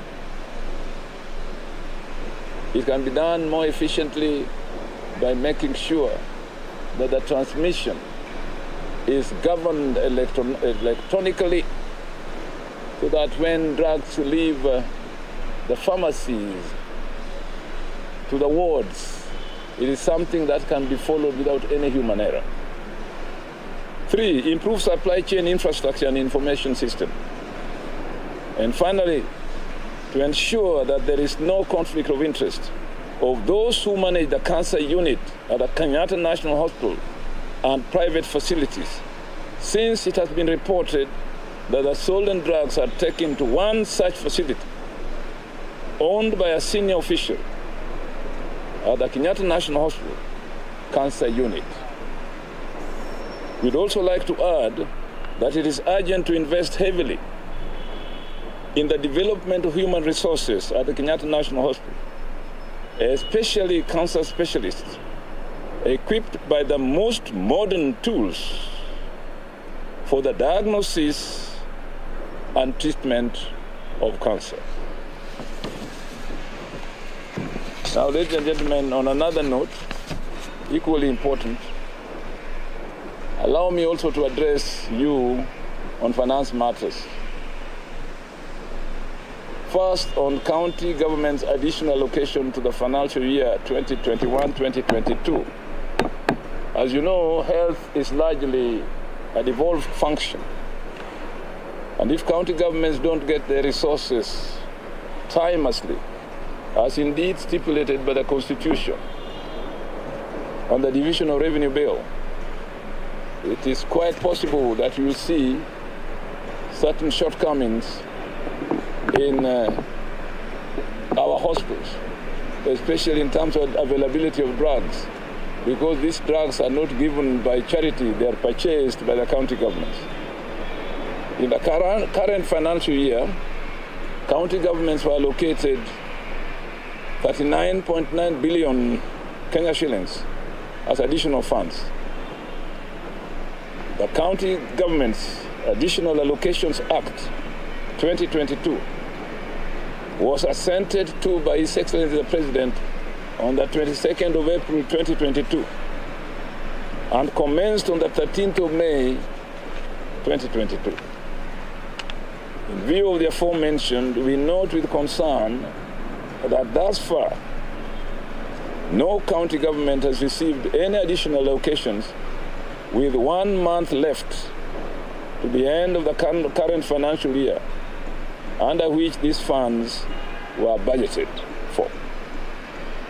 It has also come to our attention some of the national government ministries, departments and agencies responsible for various conditional grants have revised downwards the amounts due to be disbursed to counties in this financial year to about 24 billion shillings.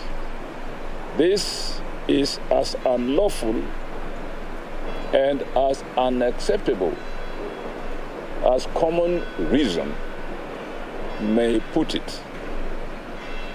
We implore the National Treasury to transfer 39.9 billion Kenyan shillings owed to counties without undue delay and undeducted as articulated in the County Government's Additional Allocations Act 2022 to ensure that counties implement their budgets and plans accordingly. Secondly, the county's equitable share of revenue disbursement. On equitable share of revenue, only 17 counties have received their April 22 allocations. 30 counties are yet to receive their April allocations, and all 49 counties their May allocations. Total arrears, therefore, owed to counties amounts to 53.9 billion Kenyan shillings. Cumulatively, therefore, the National Treasury has disbursed 77% of the total allocation for the financial year 2021-2022, with only 4 weeks remaining. Outstanding balances amount to 83.5 billion Kenyan shillings. That is 23% of what is owed to the counties. These perennial delays, ladies and gentlemen, have negatively affected service delivery in the counties and has further led to continuous accumulation of pending bills. When you hear the cry about pending bills, it's not because the counties are mean, but because they don't have the wherewithal to pay the bills. This is already threatening the desired smooth transition after the August 22 general elections. We urge the National Treasury to expedite the release of the remaining allocations to counties in the first week of June 2022, to give county treasuries ample time to complete ongoing projects, adjust their budgets accordingly, pay certain pending bills, and prepare for the transition to the next regime after August 2022. Thirdly, payment of contribution in lieu rates to counties. A report of the Intergovernmental Technical Relations Committee, IGRTC, identifies contribution in lieu rates that the national government owed to defunct local authorities, totaling, and I want you to listen, totaling a whopping 5,183,515,392. 5,183,515,392 as of 27th of March 2013. That is about 10 years ago. These local authorities were inherited by county governments at the advent of devolution. The report, which was adopted by IBEC, that is Intergovernmental Budget and Economic Committee, chaired by the Deputy President, also identified several liabilities equally inherited by the counties. We urge the National Treasury to implement the resolution of IBEC and release these funds to counties to enable them settle part of the historical pending bills inherited from the defunct local government authorities. In conclusion, therefore, ladies and gentlemen, we wish to condole with the family, friends, and the people of Rabai constituency following the untimely death of their Member of Parliament, Honorable William Kamoti. May our earnest prayers serve as comfort during this time of grief. Asanteni sana, Mungu awabariki. Maswali au ma comments? Yes, my dear.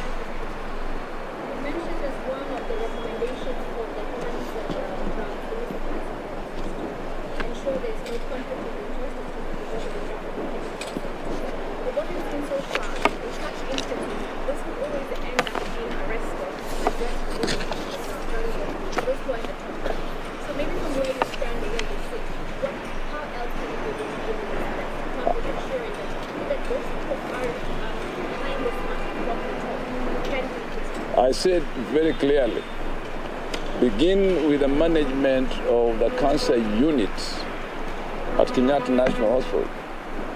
Management that includes sweepers, nurses, and people who carry trays here and there. Management means management. Those who manage the cancer unit at Kenyatta National Hospital. Because if anybody under them is involved in such travesties, they will take action. But if they themselves are involved, they need to completely sever their links with any private institutions to which these stolen and counterfeit drugs are going. I'm very clear about that.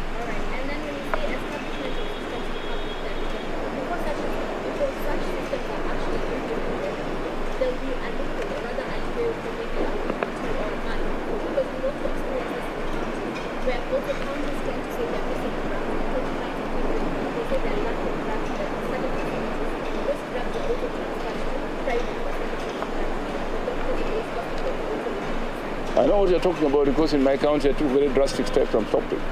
One, you change management. Two, you sweep away all the pharmacies that are crowding around the hospital because you know why they're there.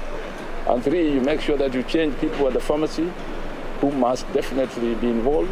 And finally, you must have an electronic system, an automatic system, where where drugs come in, they're recorded as they leave. As soon as they leave, the information reaches the ward. That quinine, 5 milligrams, so much quantity is coming to your ward. So that the person in the ward knows what to expect. And the pharmacy has a record, so that nobody has a way of stealing it en route. That's what I meant by electronic system. Professor, pengine kuchelewesha kwa kutolewa hizi hela kutoka kwa treasury kuja katika COG kunaathiri vipi huduma katika mashinani? Mimi nasema ya kwamba treasury au serikali kuu anadai counties au serikali ya ugatuzi pesa kadhaa, na kulingana na sheria lazima wapatie counties pesa kadhaa by a certain date. Kwa hivyo sisi tunasema ya kwamba tunajua tarehe za kupatia counties zote pesa ambao serikali kuu inadai serikali ya ugatuzi. Lazima serikali ya ugatuzi ifanye hivyo hivi karibuni, ili tunaweza kuendelea na kazi au na the financing kitu chochote huko counties.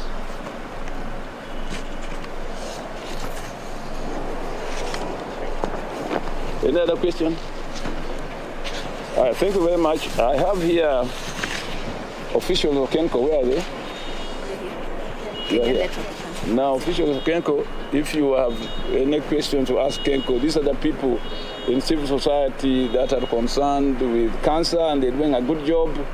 They are part of the team that raised this alarm, and I brought them here in case you want to ask them any question or clarification that I might have missed. Sawa.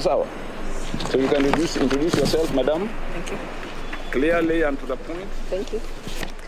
Naam, mtazamaji, zimekuwa ni picha za moja kwa moja kutoka afisi za Baraza la Magavana, ambapo mwenyekiti wa kamati ya afya Profesa Nyang'nyong, ambaye pia ni gavana wa Kisumu, amekuwa akizungumzia tu swala la kuhusiana na kupotea kwa dawa za kutibu ama dawa za saratani katika hospitali ya kitaifa ya Kenyatta, akitaka uchunguzi kufanywa. Pia ametaja mambo kadhaa tu, ikiwemo pesa ambazo mgao wa kaunti ambao unapaswa kupewa kabla ya kuingia kwenye uchaguzi mkuu. Ni taarifa ambayo mwanahabari mwenza Yusuf Farah yuko eneo hilo anaifuatilizia, na hapo katika taarifa zetu za baadaye za saa 1 na pia saa 7 kwa kimombo atakuwa anatupasha zaidi. Kwa hivyo tutakuwa tunakupasha zaidi kuhusiana na taarifa hiyo. Mtazamaji, tuangazie taarifa nyingine katika kipindi ama matangazo ya Kurunzi hii leo, ambapo wasichana wanaobalehe katika kaunti ya Kajiado wamenufaika kutokana na kampeni ya uhamasisho kuhusu jinsi ya kukabiliana na ulanguzi wa binadamu. Wadau katika kampeni hiyo walitaja umaskini kuwa chanzo kikuu cha wasichana kuangukia mitego ya walanguzi hao binadamu. Taarifa kamili kwenye mseto wa kaunti. Wadau wanadai kuwa mpaka unaopenywa kwa urahisi wa Namanga unatumika kuwalangua wasichana wengi wanaoacha shule huku wakitafuta nafasi za kazi na maisha mema. We advocate against human trafficking and as we all know, each and every country in the whole world is affected by human trafficking, and 71% of the victims are women and girls. We are here because these are a very marginalized area, and some of the marginalized areas they suffer from menstrual poverty.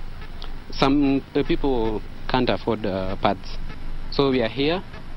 Wakati wa mkutano wa uhamasisho, wasichana hao walipokea sodo na vyakula ili kuwahimiza kusalia shuleni, huku wakitoa wito kwa serikali na mashirika mengine kuimarisha uhamasisho kuhusu ulanguzi wa binadamu ili kudhibiti hali hiyo. Katika kaunti ya Samburu, wasichana wapatao 1200 katika eneo bunge la Samburu Mashariki walipokea sodo zinazoweza kutumiwa zaidi ya mara moja. Wakiwahutubia wasichana wa shule wakati wa hafla hiyo katika shule ya upili ya wasichana ya Uwaso, wazungumzaji kadhaa walisema kuwa inavunja moyo kuwa wasichana wamekuwa wakikosa masomo kila wakati wanapokuwa katika hedhi, hali ambayo inachangia matokeo mabaya. So we want to make sure that just because you have your period doesn't mean you have to sacrifice your education. And on May 28th, around the world, women and girls are celebrating this day of recognition to solve this problem. And we really want to help Samburu girls lead the way. Wakati wa huo, kundi la Box Girls Kenya limezindua mkakati maalum wa afya ya hedhi kupitia kwa mradi wa uzuri ili kuwasaidia wasichana kutoka vijijini kupata sodo kwa bei nafuu ya shilingi 5. Maureen Atitwa, ambaye aliongoza kundi hilo la Box Girls katika kuzindua mradi huo katika maadhimisho ya siku ya kimataifa ya usafi wakati wa hedhi, alisema kuwa mradi huo umewanufaisha zaidi ya wasichana 1500 katika mitaa ya mabanda katika kaunti ya Nairobi. Aliongeza kuwa mkakati huo ni wa kwanza wa aina yake katika eneo la magharibi mwa nchi hii. And we are looking forward to expand not only in Ekambuli area, we look forward to expand to different areas because we know that not only girls in Ekambuli go through period poverty, but we know it's a challenge globally. Nimefurahia leo vile wametuletea pads na vile wametusaidia na hiyo booth, sababu sasa siwezi sumbukana pads. Kwingineko, maafisa kadhaa wa afya wameelezea wasiwasi kuhusu matumizi mabaya ya tumbaku miongoni mwa vijana. Walisema kuwa hali hii inaibua hatari za kiafya, huku wakitoa wito kwa serikali kuimarisha utekelezaji wa sheria za kudhibiti matumizi ya tumbaku nchini. Ni vyema kuzuia kuliko kuponya, ya kwamba bidhaa hizi za nikotini ambazo zinaleta uraibu kwa watoto wetu, kwa vijana wetu, lazima zidhibitiwe vilivyo ili tusiwe na mwanya wa vijana kuingia katika ulimwengu wa dawa za kulevya. We want to now reignite that fire. We want to reignite that fight so that we can save the lives of our young people, especially the young people, the mothers, and also the mothers, the children, and even the productive age group that we've talked about that is being affected by this. Naam, mtazamaji, tunazidi kukupa taarifa kutoka pande zote hapa nchini, na sasa hivi nitampisha mwanahabari mwenza Michael Mwadiga ambaye yuko eneo la Rabai, kaunti ya Kilifi, na taarifa inayotupasha sasa hivi ni kuhusiana na kifo cha mbunge wa Rabai ambaye aliripotiwa kufariki katika ajali ya barabarani hapo jana katika eneo la Komaza kwenye barabara kuu ya Mombasa Malindi. Mwadiga, tu kama unanipata, tuelezee tu kuhusiana na nini kinachojiri katika boma ama nyumbani kwa mbunge huyo ambaye ametuaga.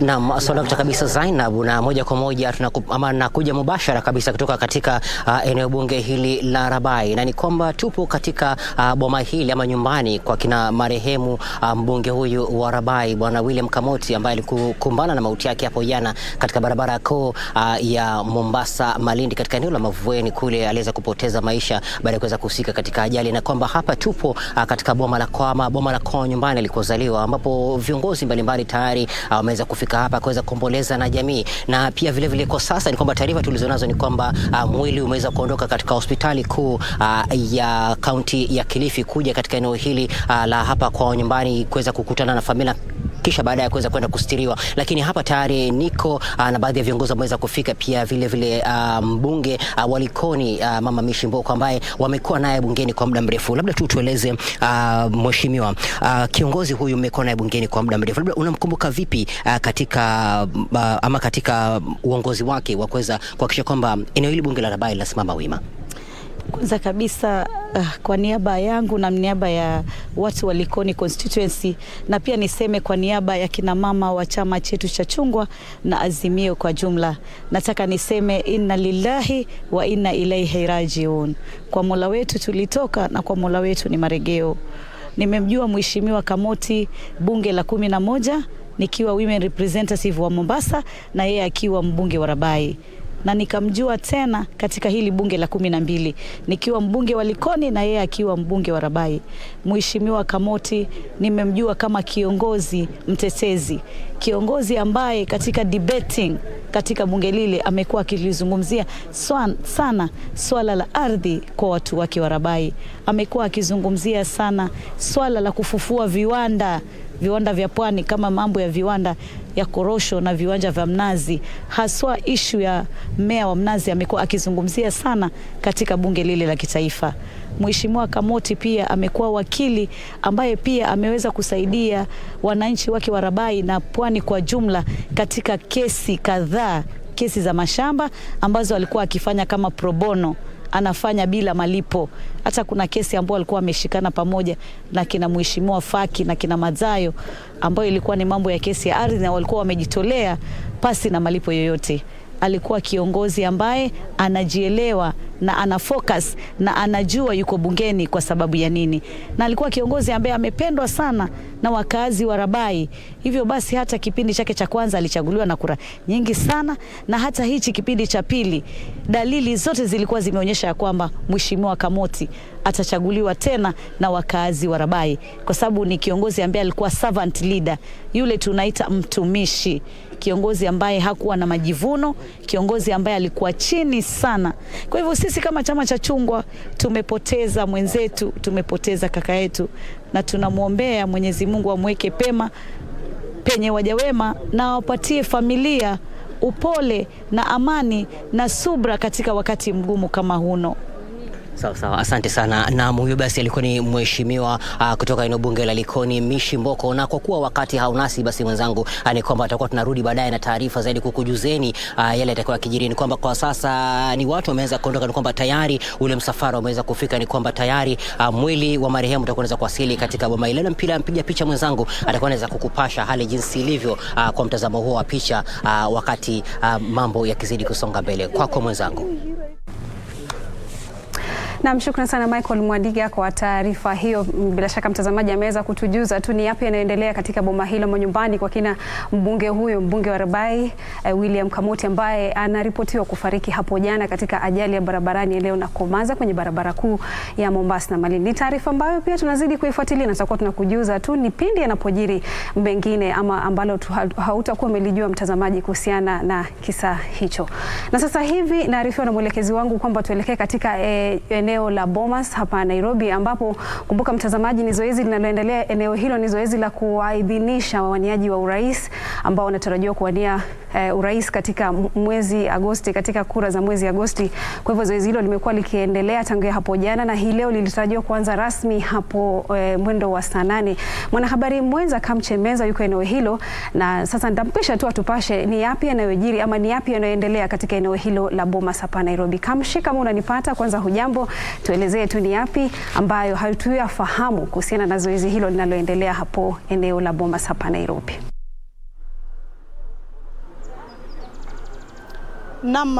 Zainaba, hujambo hapo studioni, na kama ulivyosema tupo katika ukumbi wa Bomas of Kenya siku hii ya leo, ambapo ni siku ya pili ya zoezi la wawaniaji urais, vile wawaniaji wa vile viti vingine maeneo mbalimbali humu nchini kuwasilisha stakabadhi zao kwa tume huru ya uchaguzi na mipaka IEBC.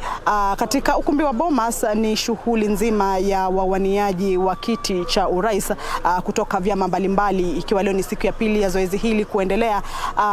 Lakini kwa sasa kinachoendelea ni kwamba mgombea urais ama mwaniaji kiti cha urais kupitia chama cha Usawa kwa Wote Party ambaye ni gavana wa Murang'a vile Mwangi wa Iria amefika hapa, lakini si kwamba alikuwa ameitwa na IBC. Yeye amefika hapa kulalamika kwamba jina lake limekosekana katika orodha ya mwisho ya wale wawaniaji wa viti vya urais. Anasema siku ya Alhamisi wakati alihitajika kuleta sahihi, aliweza kufika na kuleta sahihi na zikathibitishwa na kwamba zilikuwa sawa, lakini baada ya siku kadhaa ambapo jana zoezi la kwamba wale wawaniaji urais waweze kufika na kuleta stakabadhi zao ili waweze kukamilisha ile hatua ya kwamba sasa ndo watakuwa wanajulikana kama wagombea urais, yeye jina lake halikuonekana kwenye ile orodha.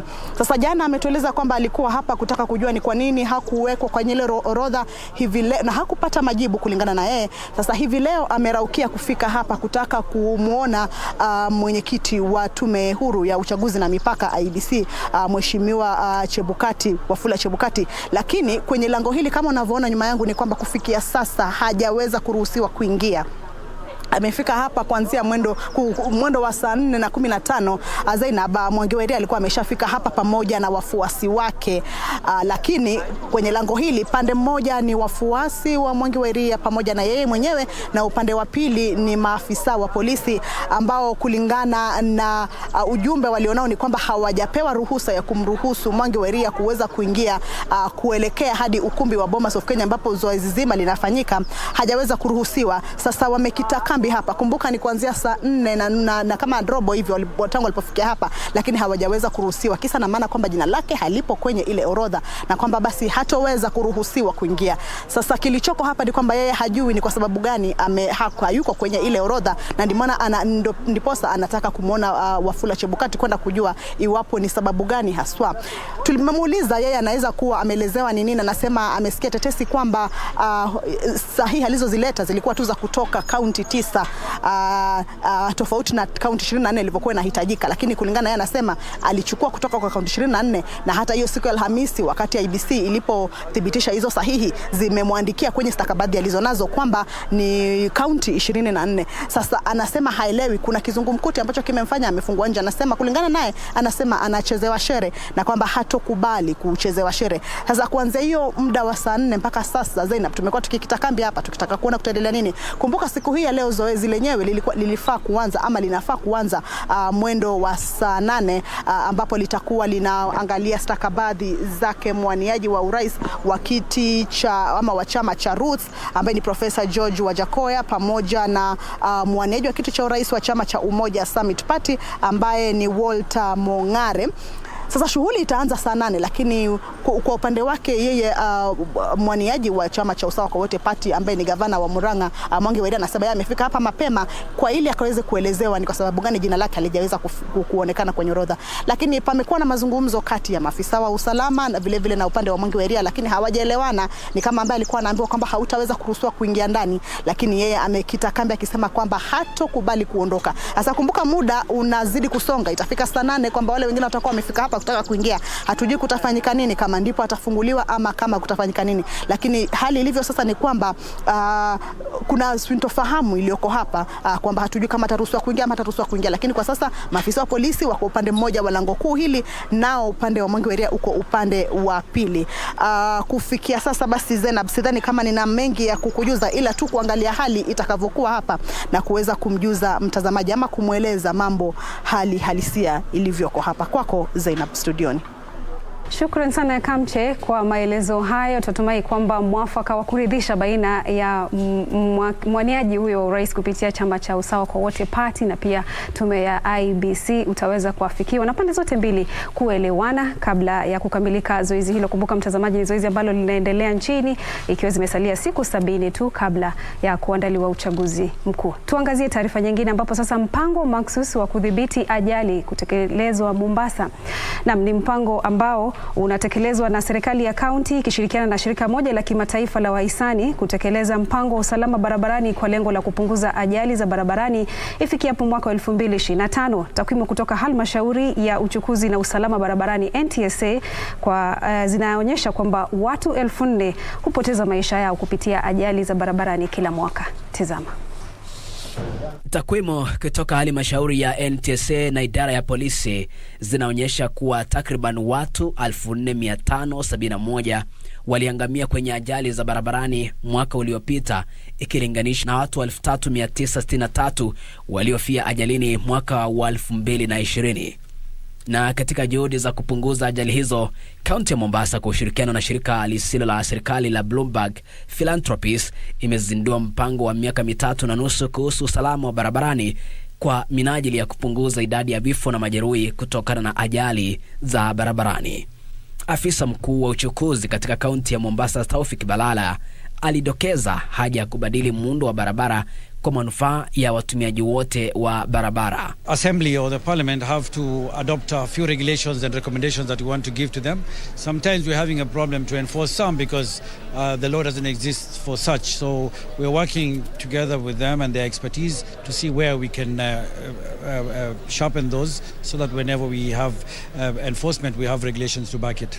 Mkurugenzi wa shirika la Bloomberg Philanthropies, Kelly Larson, alisema majeraha kutokana na ajali za barabarani yameongezeka kote duniani, huku ajali za barabarani zikitajwa kuwa chanzo kikuu cha vifo vya watu walio na umri wa kati ya miaka 5 na 29 mtawalia. We are working around the world to reduce road traffic fatalities and injuries, and we're here in Mombasa today because Mombasa has been selected as one of 28 cities that will be supported over the course of the next 3.5 years to really work to continue working on road safety and reducing road traffic fatalities and injuries.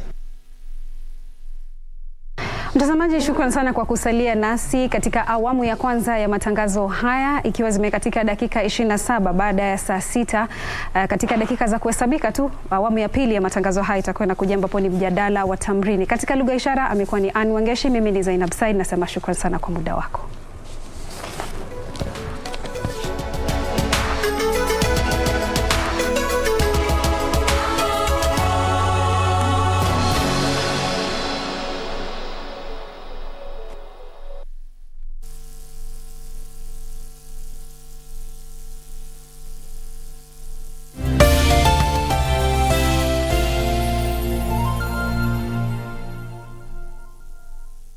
Mpambe Gibson Gadhu Mbugwa almaarufu prosecutor kwenye kipindi ukipendacho Vioja Mahakamani kwenye runinga ya KBC Channel 1 anaomba usaidizi wako kudhibiti gharama ya matibabu ya figo.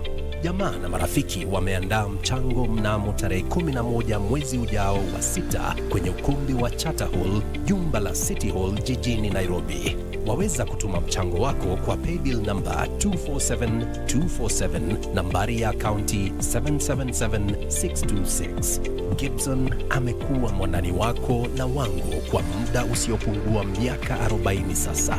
Ni zamu yetu nasi tuwe mwandani wake wakati huu mgumu. Look at how much he's changed. He really has grown into a handsome young man. Most of the ancient gods are gone now. Only a few of them remain. But they can't help.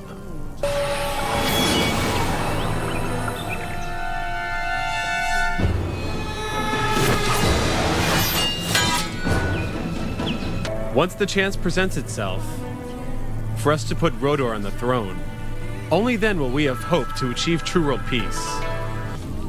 But just listen to me. I know.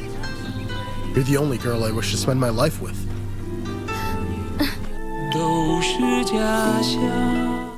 As campaign intensified for the upcoming general election, what does all this mean for you, the voter?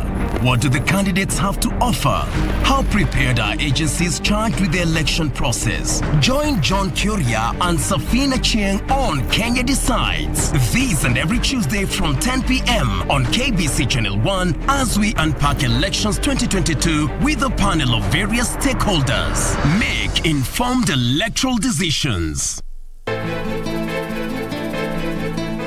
Na kama hiyo ni njama ambayo mmepanga nyinyi wawili, wewe kama wamwonea imani sana, basi mtafutie sehemu nyingine ya kuishi. Huyo msichana wako atakunyonyora wewe pa kubaki supu. Chezi wasichana college wewe. Siwezi kuwa na dada mwenye roho mbaya kama yako.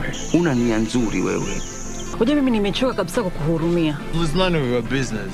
Achana na mimi. Tunataka nini kwangu? Mimi kuja kumwona mwanangu. Toa hivyo vitu.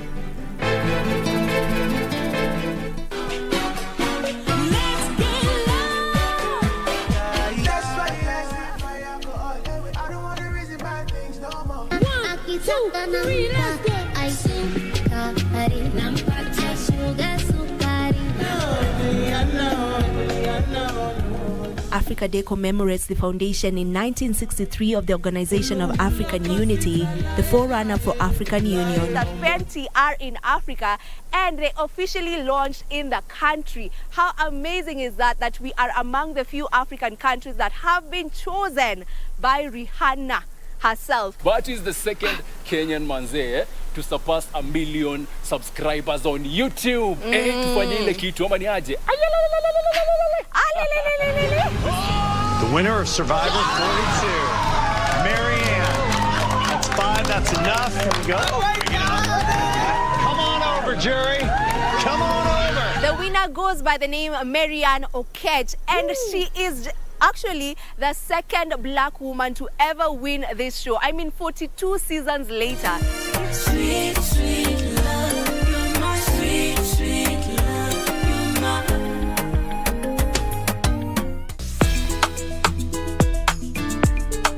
Wamama wamesema ndio. Vijana wamekubali. Wanasema enda. Nimetoka na kitu. Mtu wangapi? 200. Nusu. Utanikupatia pesa ati nikiangalia huko. Ni nini natendeka? Wewe nijesea mimi. Mimi niko ninakuuliza ni nini natendeka? Nimesema hizo pesa silipi. Nimesema silipi. Wewe bwana, huu ni mheshimiwa bwana, acha kuweka hii kitu.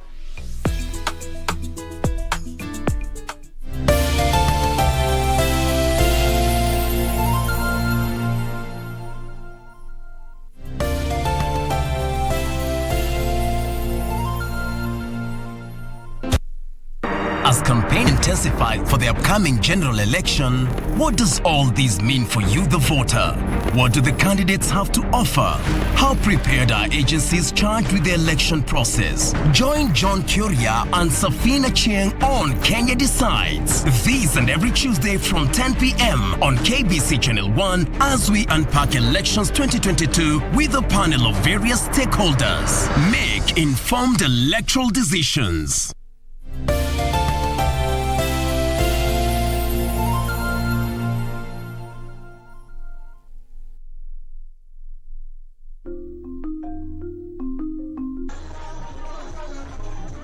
At Malava, Kakamega County, a family dispute was brewing after the patriarch passed on. Saulo Muchendo was the head of a polygamous family, and his body was picked up from the funeral home for burial. Muchendo's second family organized and oversaw the funeral arrangements. Sasa hata ninasika mse yangu kwa poma yangu, na mimi ni mke mkubwa. Ninashukuru sana. Kwa maana shemeki yangu walikuwa wameninyang'anya mse yangu.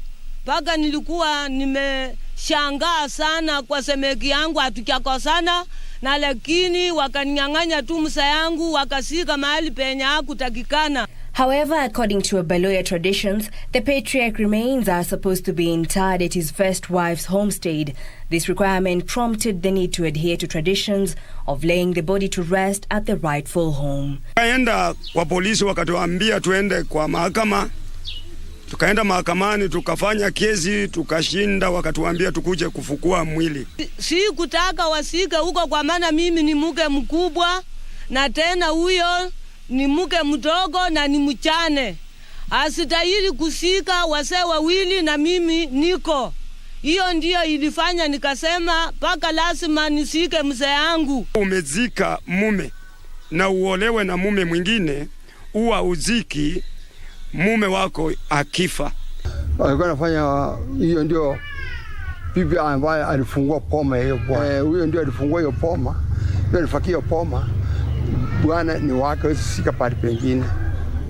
Ni sherehe yote ya matanga itafanywa kwa poma. The family successfully sought a court order to exhume the body.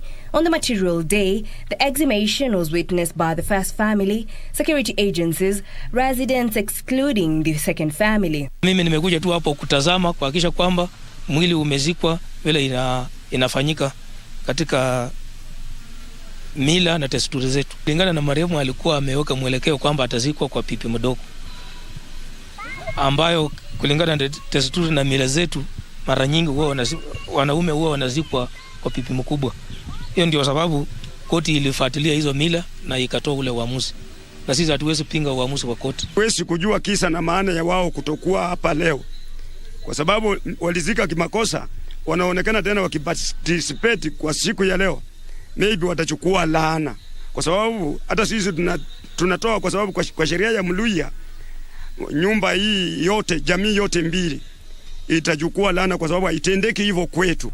It took efforts of several young men to break into the sealed grave and remove the remains from the coffin. Mpaka niwe na madawa ya kienyeji, niwe na kondoo kidogo, niwe na kakuku, nitengeneze, nipewe watoto wangu na wachukuu watumie, ndio tukae pamoja. Sasa kunya hiyo wakiwaji wengine watakuwa kombo, watakuwa tofauti. The remains are then transferred into a fresh coffin. The group involved in the process drank some traditional herbs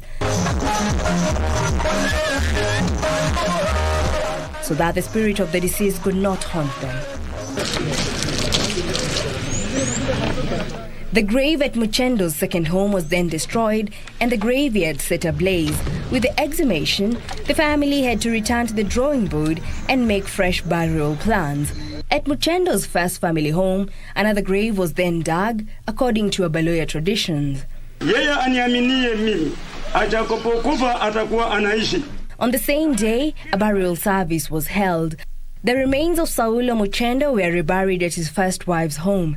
A cockerel, sheep and a bull were then slaughtered to cleanse the family. Baada ya hapa kuna sherehe, kwa sababu unaona hapo wanakimbua, tutakinja kondo. Sababu hii ni makosa walifanya hawa.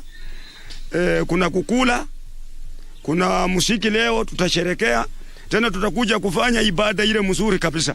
In some cases after exhumation, the remains are returned to the mortuary, unlike in this situation. Tukimaliza tuwaache kwa amani, tuwache tu watoto wa boma hili wote kwa amani. A few weeks after the body was exhumed and reburied, both families come together and try to use alternative dispute resolution.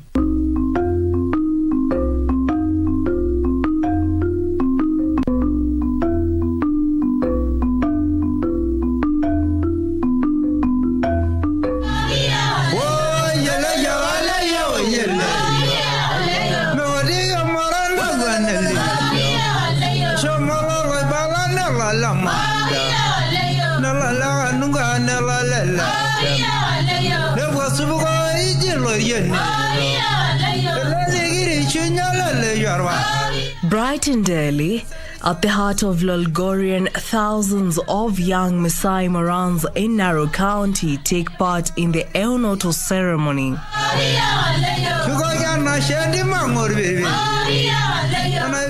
The Morans hail from the Syria sub-tribe, which comprises 5 clans: Erkaputie, Erkunono, El Torobo, Elaiser, and Oloirian.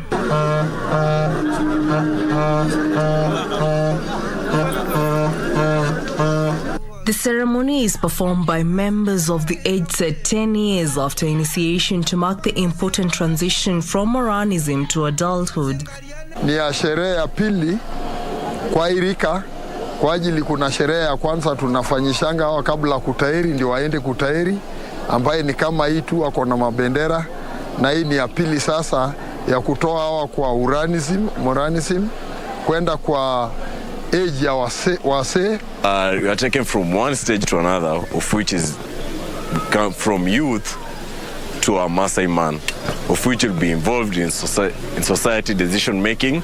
Hao wanafanya graduation leo wataenda next step, ambayo ni wazee wa kutoa amani, wa kupeleleza vitu mbaya, vita ikifanyika mahali ama mtu kwa mfano wakosane na mwingine, mzee kama mimi sasa, baada ya mimi kumaliza urandi, ninaitwa kama mzee, naenda kusuluhisha hiyo kama mzee.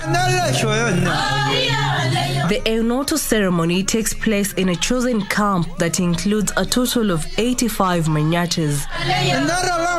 Weeks ahead of the ceremony, the women and the Morans in the Syria sub-tribe prepare by building 84 manyatas and the Osinkira, which is the 85th manyata, a large hut made specifically for the Oloiboni, erected on the first day of the ceremony. Tunaenda msituni, tunakata miti, tunajenga manyumba. Sasa tunakuja kukaa na watoto wetu. Unajua hao wakuli ugali, wanakula nyama na maziwa. Sasa sisi tunashughulika kutengeneza hiyo vibuyu yetu. Naosha kibuyu, naweka makaa, alafu nawekea maziwa. Hii manyata vile tuko hapa, tuko na nyumba 85 na ni klani yote, makilani yote 5 ambaye inakuanga clan 5 kwa Wamaasai. Tunakuanga na Aldarosero, tunakuanga na Magesen, tunakuanga na Armolilian, tunakuanga na Laiser na pia Lukumai. Hiyo mrengo, hiyo clans yote 5 wako hapa. Before the ceremony, 3 leaders are chosen: Olaiguanani, Oloburu, and Olotuno, the main celebrant. Hiyo wasee ndio walienda kuchagua kusema kijana fulani ndiye atafanyisha hawa kimila. Huyo ni mkubwa wao ambaye hakuna mtu atawahi kosana na yeye, ama hii vijana wakitaka kukosana wawili na waone hiyo kijana hakuna mwenye ataweza kuinua fimbo kupigana na mwingine ama kutusi mwingine kama hiyo kijana yako.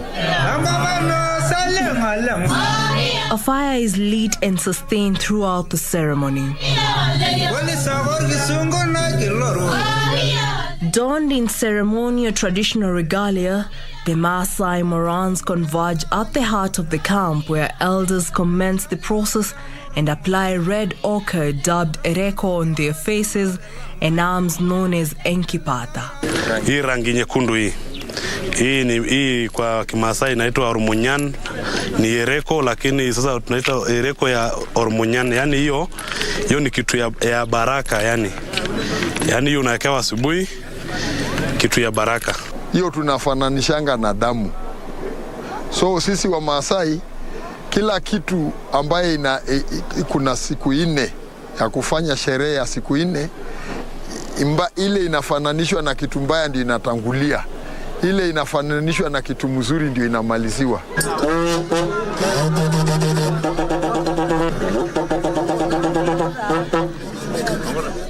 During the ceremony, warriors are prohibited to carry weapons such as rungus, spears, knives, among others.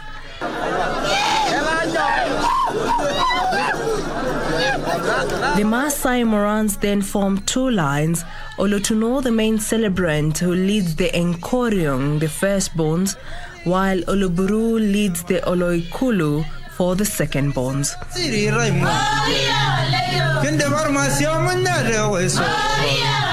They march 4 times, blowing waterbuck horns, carrying the flags which represent their clans around the Osinkira.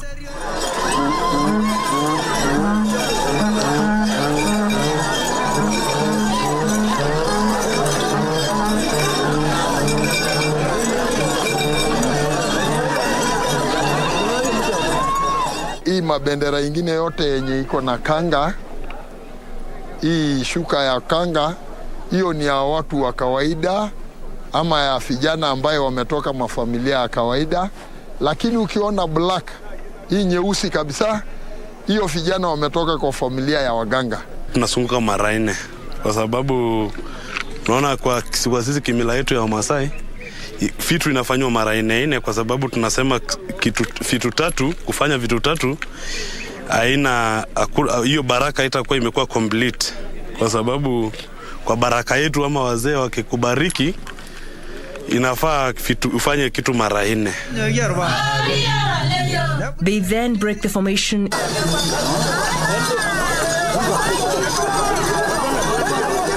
and run towards the Osinkira and tap it before returning their flags back to their manyatas.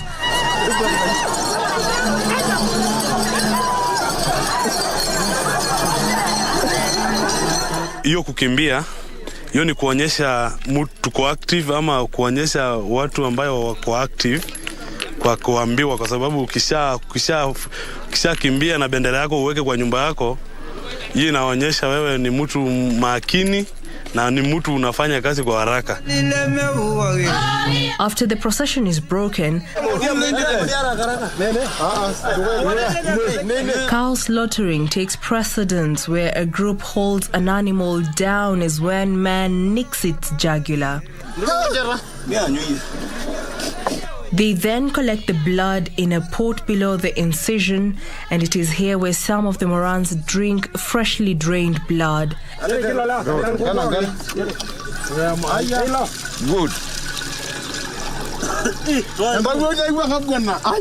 They then roast the meat and meals are served. At 3 p.m., the Maasai Morans then march for the second time and break away for the evening.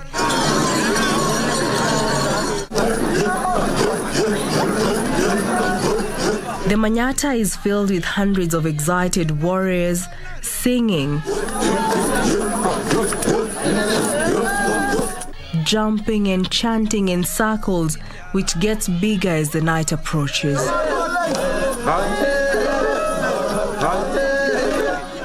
Occasionally, one or two Morans will throw a fit or enter into a trance, and singing is interrupted as a few other Morans hold him until he finally calms down.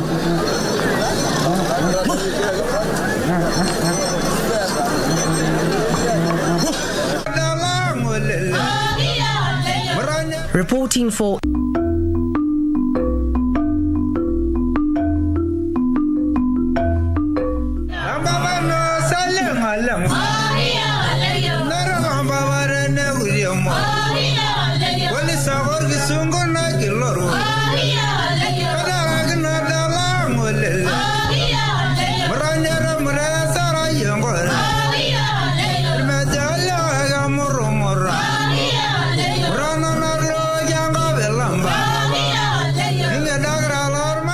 Dawn comes with an entourage of two formations of the Maasai Morans. The ceremony is marked with pomp and color as the Morans carry their flags as they march into the forest in search of white ochre dubbed Enoto. Guided by elders, the Morans are shown to a barrow where they paint their foreheads with white ochre and draw patterns on their bodies. Ni nyeupe yenye tunamalizia kwa sababu tunachukuanga rangi nyekundu inafanana na damu, lakini nyeupe ya mwisho tunafananishanga na maziwa. After Enoto, they march back to the camp. Once they arrive at the Manyata, each picks his flag and they then march in their designated formations 4 times. After these, they break for refreshments.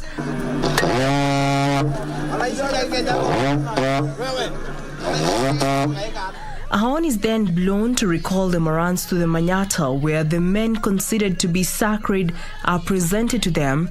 Later, the sacred man marched to the Osinkira.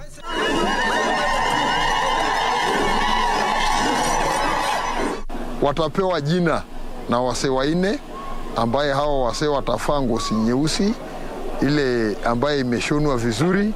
Hao wase na tena watakuwa wase wamechaguliwa, ambaye ni wase kabisa kamilifu kwa jamii, hawana mambo mabaya wamewahi kutenda. Later on, the Morans and elders converge to select the first 25 Morans, 5 from each clan who will undergo shaving at dusk, in addition to Olotuno, Oloburu, Olaiguanani, who is the chief of the age set, and one other, a cumulative number of 25 Morans. Rangi tunafananisha na maziwa nyeupe kwa siku 2, ambaye hiyo ni rangi kuna mchanga ingine tunatoanga tu ambaye inakuanga nyeupe, ikiwekwa inakuwa kama chokaa, ama rangi nyeupe, ndio kusudi watu wasimaliziwe sherehe yao na kitu nyekundu. Kwa hiyo rangi nyeupe vijana watanyolewa jioni, ambayo watakuwa 29 wenye watafanyisha wengine kimila ya ndume ya kupewa jina. After the selection, elders congregate and perform a few rituals to prepare the Morans for the final step. Hiyo ngozi yote itakatwa na kila kijana atapata kapi sehemu kidogo ya hiyo ndume. Pia hiyo ndume ndio itatolewa roho, ndio inapakwa vijana uso, ndio inaonyesha kwamba ni rika moja. Hiyo ni kama kiapo sasa ya kuonyesha hawa ni rika. It is the golden moment for the warriors. The mood is somber and tense as they await the vital part of the ceremony, shaving of their hair. To commence the ceremony, the age-set leaders approach their clan manyatas and sit on the cow hides as displayed and spread on the ground. Adorned in ceremonial Maasai traditional attire, the women prepare to start shaving the Morans by pouring milk on the wooden stool with a new razor blade on standby. After much anticipation, shaving starts as milk is poured on the head of the Moran and razor blades are used to cut off locks of hair.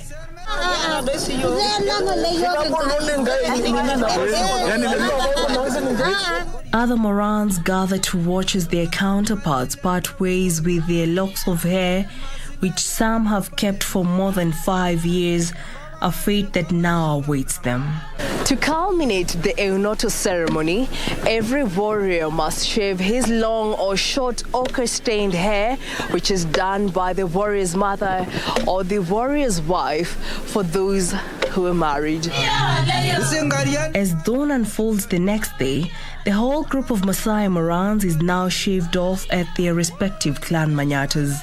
At the end of this ceremony, I'll be involved in decision-making in the society. Unlike previously, my sentiments could not be considered. But right now, after this ceremony, I can say something to Council of Elders. Like now I can do things from my own decision, like I'm a real man. I'm a warrior. In fact, I'm still a warrior. So after the shaving, I'll be a man. I'll be allowed. I won't be carrying 2 sticks. I'll be carrying 1. Kupitia hapa ni njia moja ya kusaidia kijana Masai kuelewa mila na tamaduni zake. Wananyolewa wengine wote, wanakuwa wazee, alafu hii manyata sasa itakuwa imeishia hapo.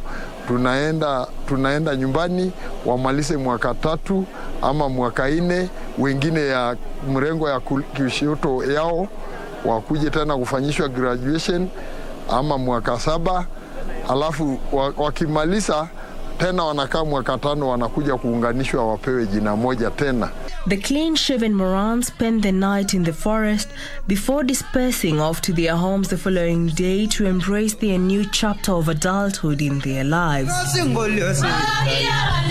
Ile watu wawili mwenye alikuwa anaongoza laini ama hiyo mrengo ya hii laini ya odd number ndiye anatakiwa afanyishwe kimila ingine ya kwenda kupewa masiwa nyumbani na wasee, ambaye ni kimila inafanyiwa na baada atanyolewa mara ya pili na atafalishwa hiyo ngozi nyeusi.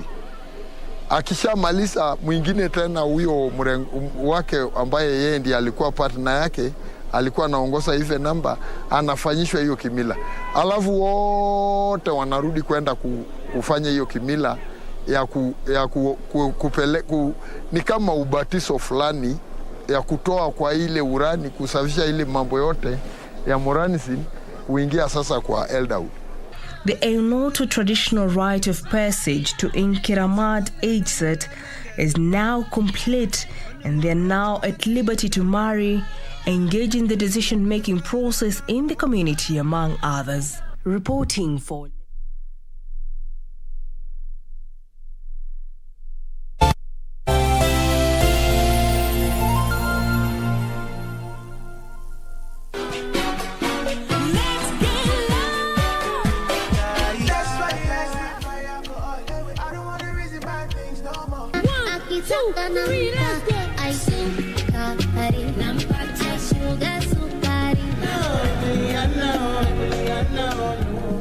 Africa Day commemorates the foundation in 1963 of the Organization of African Unity, the forerunner for African Union. That 20 are in Africa and they officially launched in the country. How amazing is that we are among the few African countries that have been chosen by Rihanna herself. But is the second Kenyan manze to surpass 1 million subscribers on YouTube. Tufanye ile kitu ama ni aje? The winner of Survivor 42, Marianne. That's 5, that's enough. Here we go. Come on over, jury. Come on over. The winner goes by the name Marianne Okech, and she is actually the second black woman to ever win this show. I mean, 42 seasons later. Sweet, sweet love, you're my sweet, sweet love, you're my...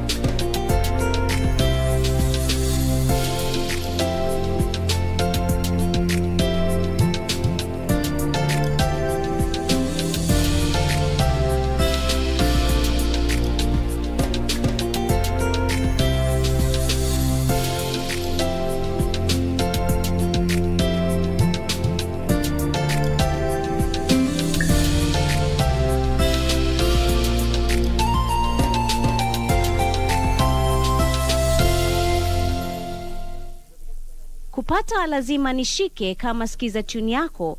Bonyeza *811 *962 hash. Lazima nishike mapema. Nisiposhika hii simu mapema utakasirika. Unajua mimi nikiwa mtu ya marathon najua niko na experience kabisa. Niko na experience. If you don't hurry, you will not break the record. Okay, wacha nishike hii simu. Kupata lazima nishike, bonyeza *811 *962 hash. *811 *962 hash. Mpambe Gibson Gadho Mbugwa almaarufu prosecutor kwenye kipindi Ukipendacho Vioja Mahakamani kwenye runinga ya KBC Channel 1 anaomba usaidizi wako kudhibiti gharama ya matibabu ya figo. Jamaa na marafiki wameandaa mchango mnamo tarehe 11 mwezi ujao wa 6 kwenye ukumbi wa Charter Hall, jumba la City Hall jijini Nairobi. Waweza kutuma mchango wako kwa paybill number 247247, nambari ya akaunti 777626. Gibson amekuwa mwanani wako na wangu kwa muda usiopungua miaka 40 sasa. Ni zamu yetu nasi tuwe wandani wake wakati huu mgumu. Wamama wamesema ndio, vijana wamekubali, wanasema inda. Imetoka na kitu. Mtu wangapi? 200. Nusu. Utanikupatia pesa ati nikiangalia huko. Ni nini inatendeka? Wewe nijatea mimi. Mimi niko naona ninakuuliza ni nini inatendeka? Nimesema hizo pesa silipi. Na silipi. Wewe bwana, huu ni mheshimiwa bwana, acha kuleta hiki kitu.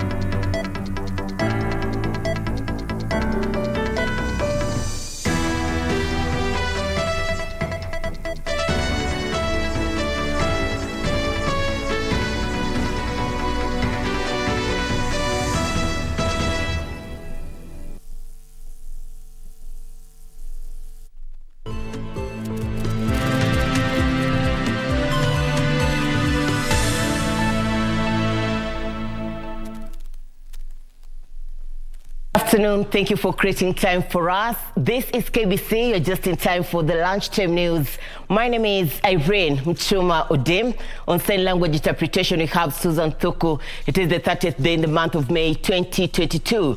71 days to the next general election. This, as the Independent Electoral and Boundaries Commission is this afternoon holding a clearance exercise for presidential aspirants ahead of the August polls. My colleague Kamoti Menza is on standby, and we do want you to interact with us on all our social media platforms at KBC Channel 1. We kick off from the Bomas of Kenya, where my colleague Kamoti Menza is on standby. She is informing us that there is a standoff this as presidential aspirants Mwangi Wairia's name is missing in the list, and she has more details. Kamoti, good afternoon. Bring us up to speed with the latest developments.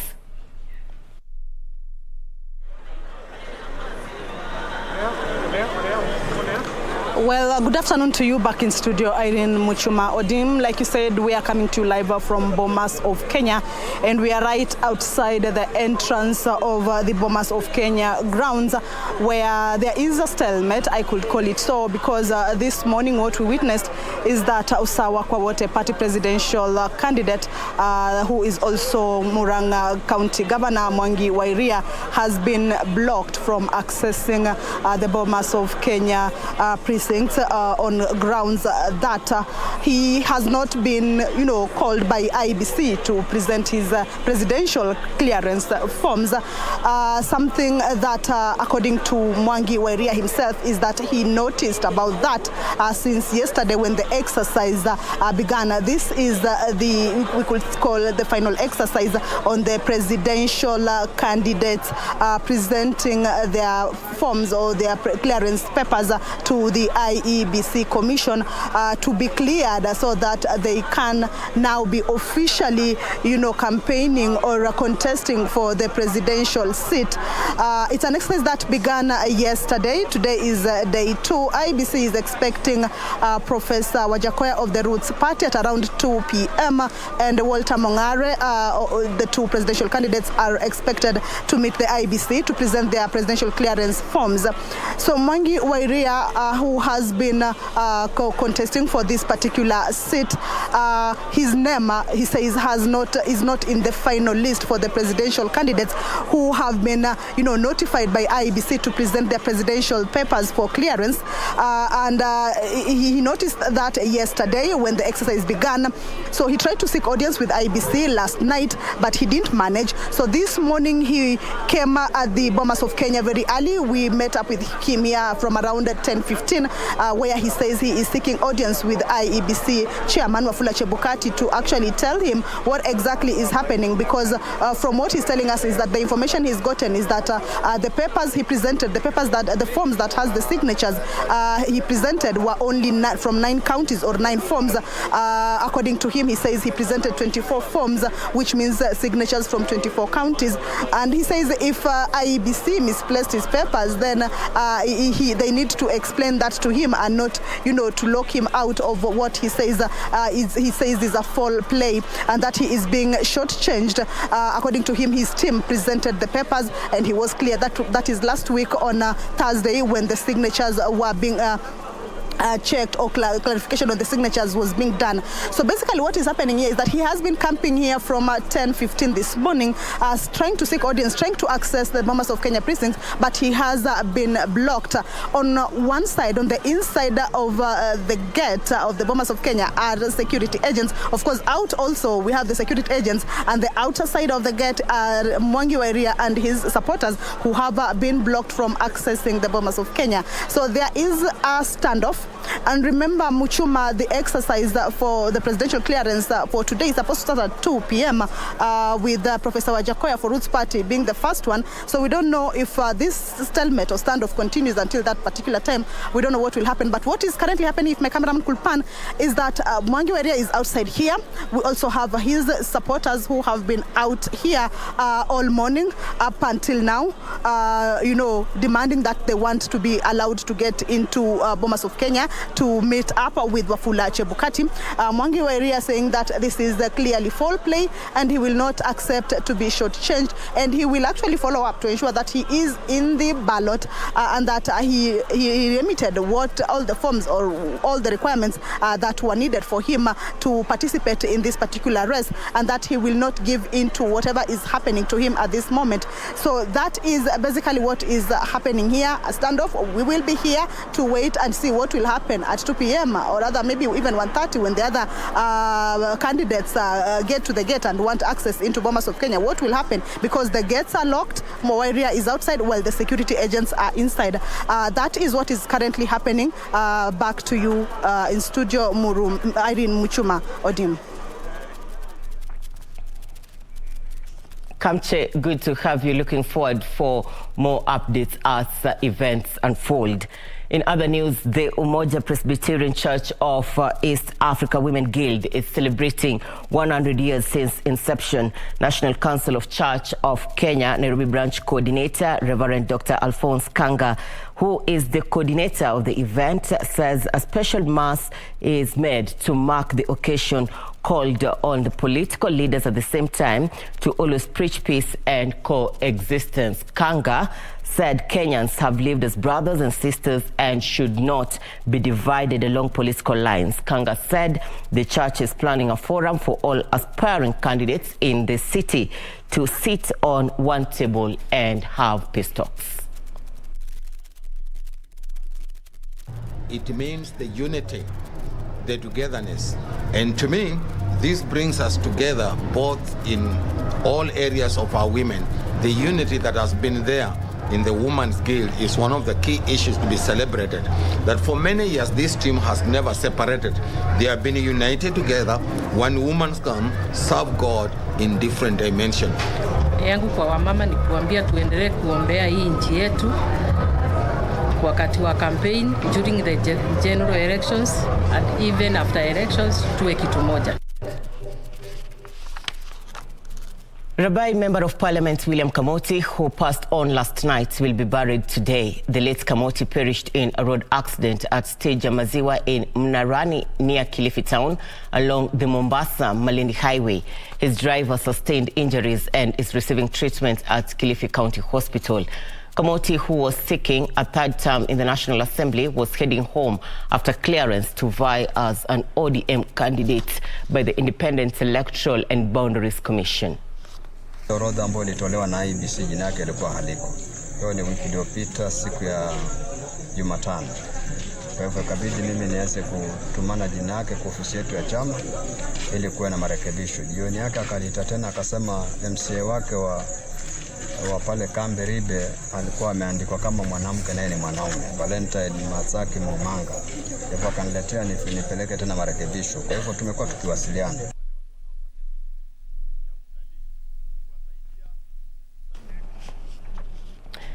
The people of Rabai have lost their member of parliament. Our condolences to the family, friends and colleagues. We are now joining my colleague Michael Mwandiga, who is in the county of Mombasa, for more updates on the same. Mwandiga, good afternoon.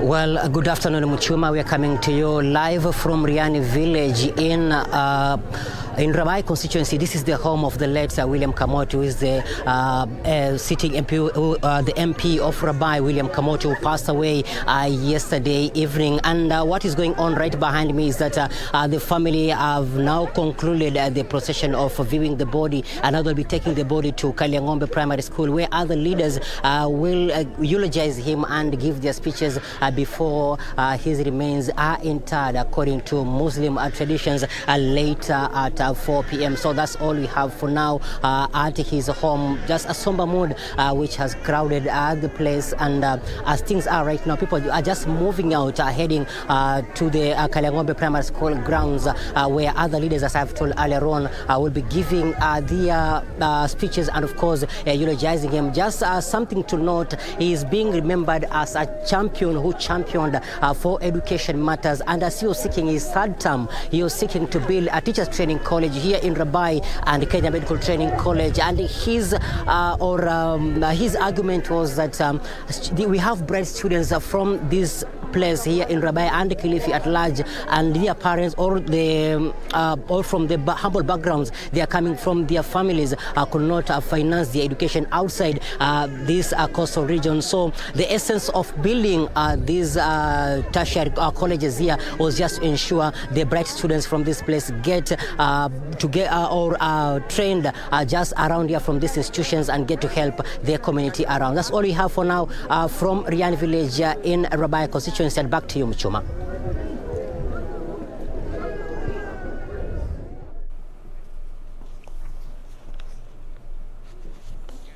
Michael Mwandiga, my colleague in the county of Mombasa, will be giving us updates as events unfold. This as the late is expected to be buried today according to the Muslim law. Now, the Kenya Kwanza Coalition is this afternoon in the county of Kajiado holding forums ahead of the August elections. My colleague Gishuki Washira is with the team. He is advising. We listen in to the speakers at the event. Hakikishia kwamba serikali yetu ya Kenya Kwanza tutahakikisha kwamba hiyo sheria ya kulipa fidia ya mambo ya wanyama inakuliwa na ama mifugo inakuliwa na wanyama, tunawapatia guarantee ya kwamba miezi 6 ya serikali ya Kenya Kwanza tutakuwa tumepitisha hiyo sheria. Ya pili, ningependa utusaidie kidogo na mawazo yako ukisawazisha ama ukilinganisha conservancy na mahali imewekwa hiyo biashara ya utalii ya wanyama pori na biashara ingine ya ufugaji, ni kani inatoa pesa zaidi? Hiyo lazima tufanye analysis vizuri, comparison ni gani inaleta income.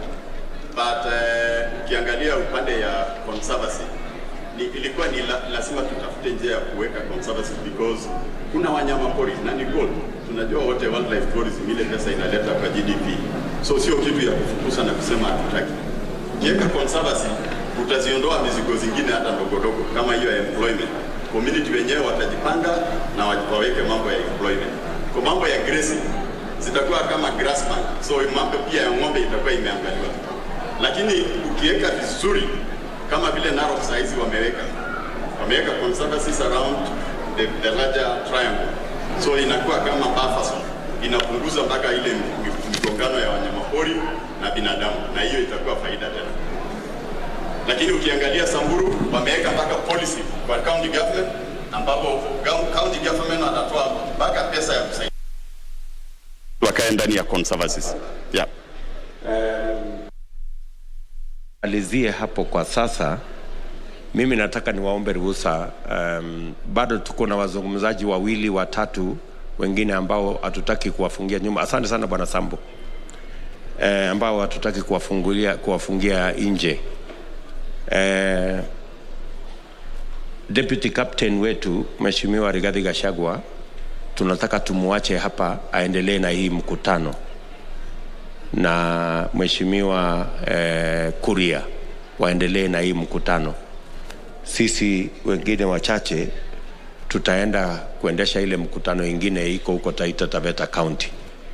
Kwa heshima kubwa nataka nimuulize ndugu yangu Moses Wetangula awasalimie kwa ufupi, alafu Mheshimiwa Musalia nimturuhusu, alafu mkutano uendelee kwa sababu hii mkutano ni ya muhimu sana kwetu.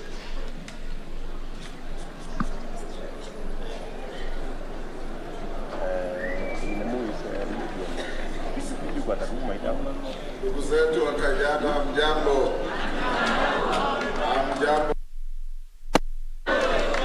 Mimi nina furaha kubwa sana kuwa hapa na kushirikiana na nyinyi kwa mambo yanayohusu uchumi wetu.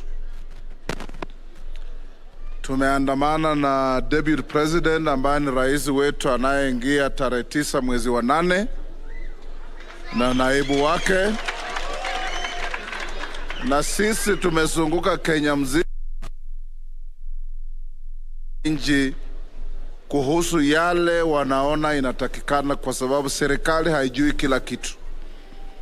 Nimeketi hapa kisikiza na nimeona wafanyabiashara wadogo wana shida ya credit, ndio wanakimbia kwa Shylock, ndio wanajaribu kwa Fuliza, ndio wanarushwa kwa CRB na mahali pa kufanyia biashara. Na nimemwambia rafiki yangu wa miaka mingi Katole Metito ya kwamba yeye ana nafasi mzuri sana ya kuingia na kubadilisha sura ya uchumi wa Kajiado.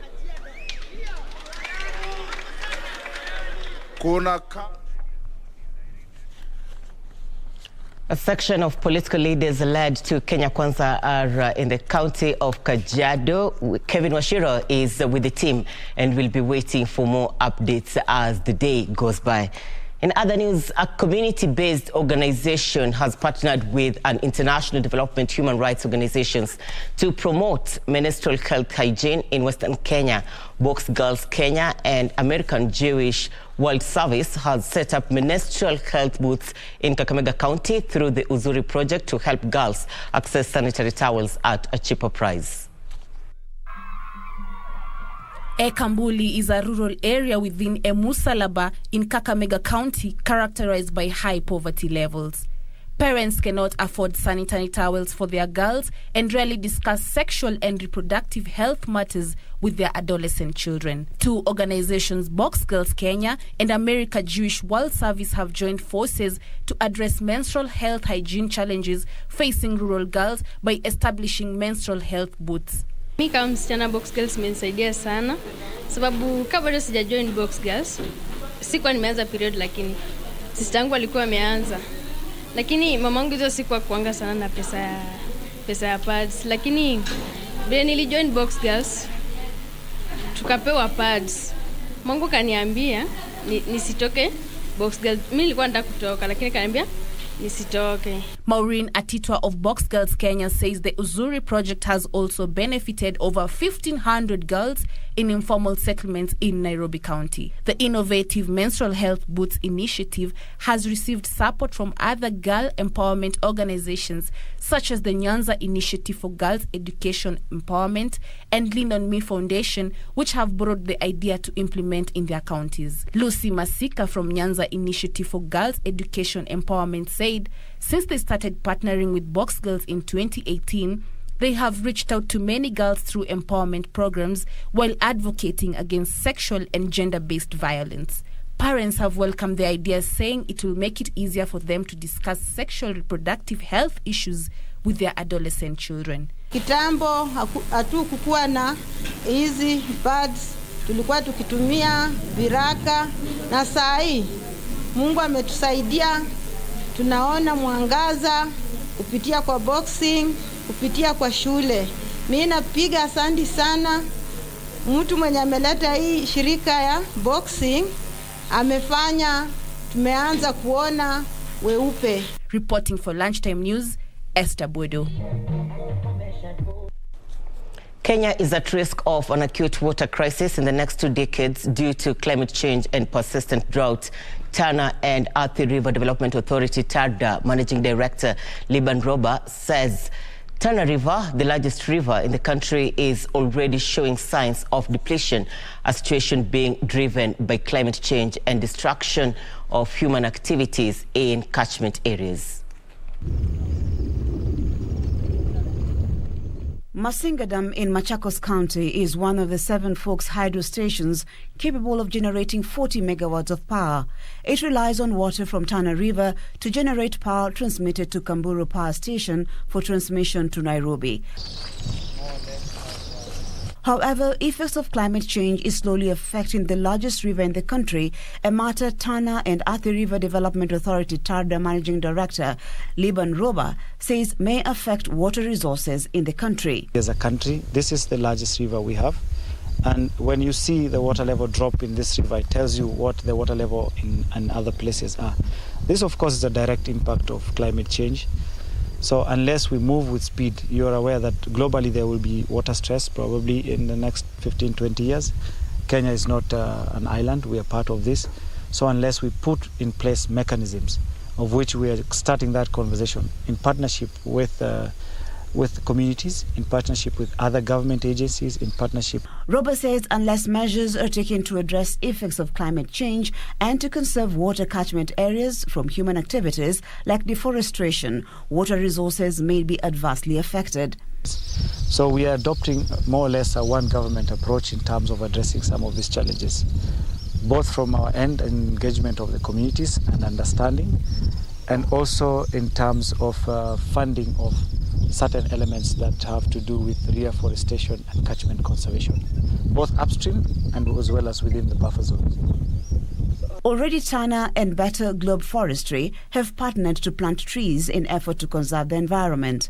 Kelvin Kianja, the assistant manager planning at Tarda, says pollution remains a big problem in the utilization of water resources in the country, noting that drilling of boreholes is not a solution to the water crisis. In the next 10 to 30 years, or 15 years probably, Kenya might experience extreme water scarcity as a result of instituting measures that are not sustainable. You know, drilling boreholes is not sustainable because we have water shortage as a result of pollution.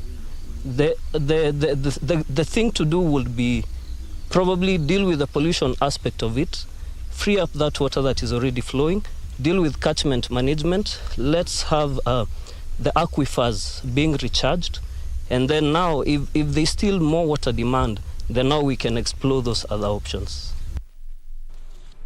10 children with disability have died in Kajiado North Sub-County in the last 2 years due to lack of proper medical care and food.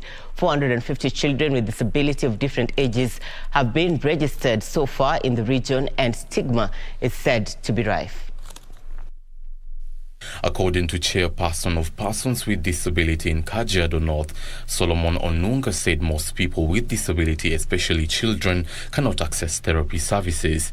He said in 2020 and 2021, they lost 6 and 4 children respectively due to lack of proper medical services and food. Last year, we had a challenge with in regards to COVID-19. Most of the parents could not go out to look for jobs. And these jobs make them also to earn a living so that they could be able to buy the drugs for these kids. These kids could not get even food, and therefore some of them died. Especially, we buried 6 of them in 2021. Common disabilities in the region include cerebral palsy, Down syndrome, autism, and hydrocephalus. Parents are accusing both county and national government of neglecting institutions that care for affected children. Sisi wenye tuko na watoto walemavu sana sana hapa Kajiado County na especially ile ward niko ya Gaimuronya, hatusaidikangi na msaada mingi ya serikali kwa sababu hata hizi pesa zinapatiango watoto walemavu inakuanga gumu hata kukupatia, hata hujui wengine wanaadikianiango wa wapi. A non-governmental organization, Kiserian Scandicare, has undertaken to construct a modern therapy center for residents. There is general lack of physiotherapy services in Kajiado North. Accessibility, they are sparsely populated, and the few that exist are beyond the reach of the vulnerable group that we deal with. So it was out of that interaction with the stakeholders that the idea of extending the menstrual hygiene project to include physiotherapy was born. The center is expected to be complete in the next 1 year. Elvis Otieno for Lunchtime News. You're watching the Lunchtime News. We are taking a short commercial break. We'll be back with more, including business news. And this afternoon, we'll be hosting an expert in the insurance industry. Stay with us.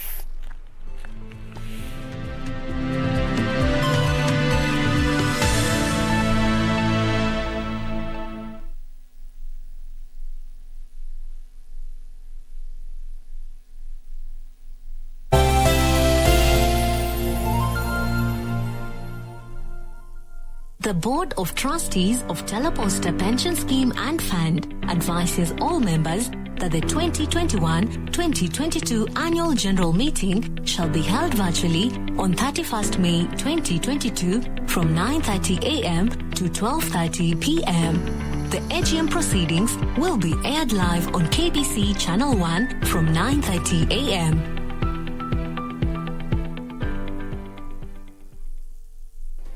Do you have a news story to share with KBC? Get in touch swiftly on email news@kbc.co.ke or call 0723-892-654 or 0734-780-124.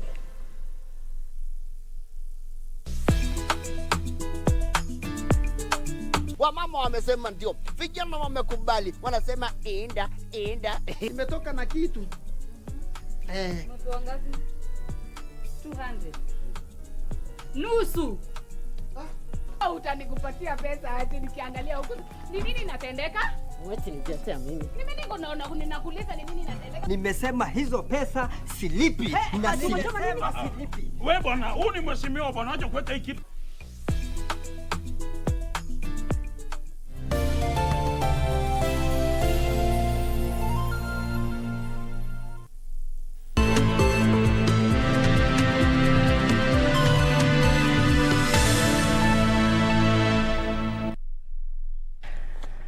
Thank you for staying with us. Welcome back to the Lunchtime News. The county government of Mombasa has partnered with Bloomberg Philanthropies, an international organization, to implement road safety initiatives aimed at reducing road carnage by 50% by the year 2025. Reports by the National Transport and Safety Authority, NTSA, indicates that the country loses 4,000 people annually through road accidents. Data from the National Transport and Safety Authority, NTSA, and the National Police Service released in January this year indicate that a total of 4,571 people lost their lives in road accidents last year compared to 3,963 the previous year. In a bid to curb this carnage, Bloomberg Philanthropies, in partnership with the county government of Mombasa, have launched a 3.5-year program aimed at enhancing road safety to reduce road traffic fatalities and injuries. Parliament have to adopt a few regulations and recommendations that we want to give to them. Sometimes we're having a problem to enforce some because the law doesn't exist for such. So we're working together with them and their expertise to see where we can sharpen those so that whenever we have enforcement, we have regulations to back it. Mombasa County Transport Executive Taufik Balala called for a central data collection system for accidents and a change in road designing in order to accommodate all road users. The main emphasis is not for you to be in a road accident and get to the hospital. We are trying to stop you from getting to the hospital. So we're trying to avoid that accident from happening. Bloomberg Philanthropies Director Kelly Larson noted that road traffic injuries were the 8th leading cause of death worldwide and the leading cause of death for people aged 5 to 29 years. We are working around the world to reduce road traffic fatalities and injuries, and we're here in Mombasa today because Mombasa has been selected as one of 28 cities that will be supported over the course of the next 3.5 years to really work to continue working on road safety and reducing road traffic fatalities and injuries. Mombasa is one of the 28 cities in the world selected to be supported over the course of the next 3.5 years to enhance road safety. A documentary aired on China Global Television Network is casting light on the United States' failure to tame the COVID-19 outbreak and masking the politics, mistakes, profiteers, and victims of the epidemic. While examining the aftermath of the outbreak, the documentary claims the United States is mourning 1 million lives lost in the pandemic, even as cases and hospitalizations are spiked again. In the United States, it is estimated that for every 4 deaths due to COVID-19, one child loses a parent or caregiver, according to a study published in October 2020 in Pediatrics, a medical journal. In 2020, when the COVID-19 pandemic ravaged the globe, misinformation during a politically charged season in the U.S. was among the challenges witnessed. Data provided by the Pew Research Center shows that Trump supporters were among those least likely to have been vaccinated. A Brown University research showed 319,000 lives were lost after vaccines became available, adding that most deaths could have been avoided with timely vaccination. In 2021, an anti-mask movement in name of freedom and liberty swept the country. The Center for Disease Control and Prevention updated its mask guidance in March this year, saying wearing a mask is no longer a mandate, which left more people confused. Only 8 states will require a mask inside public spaces. Meanwhile, people suffering due to COVID-19 were footing the bill. Big pharmaceutical companies, the documentary claims, are making a killing through the benefit network behind. Reporting for Lunchtime News, I'm Jackie Wambiru. A section of politicians are in Nairobi County accusing the Independent Electoral Boundaries Commission of double standards in the ongoing clearance of aspirants.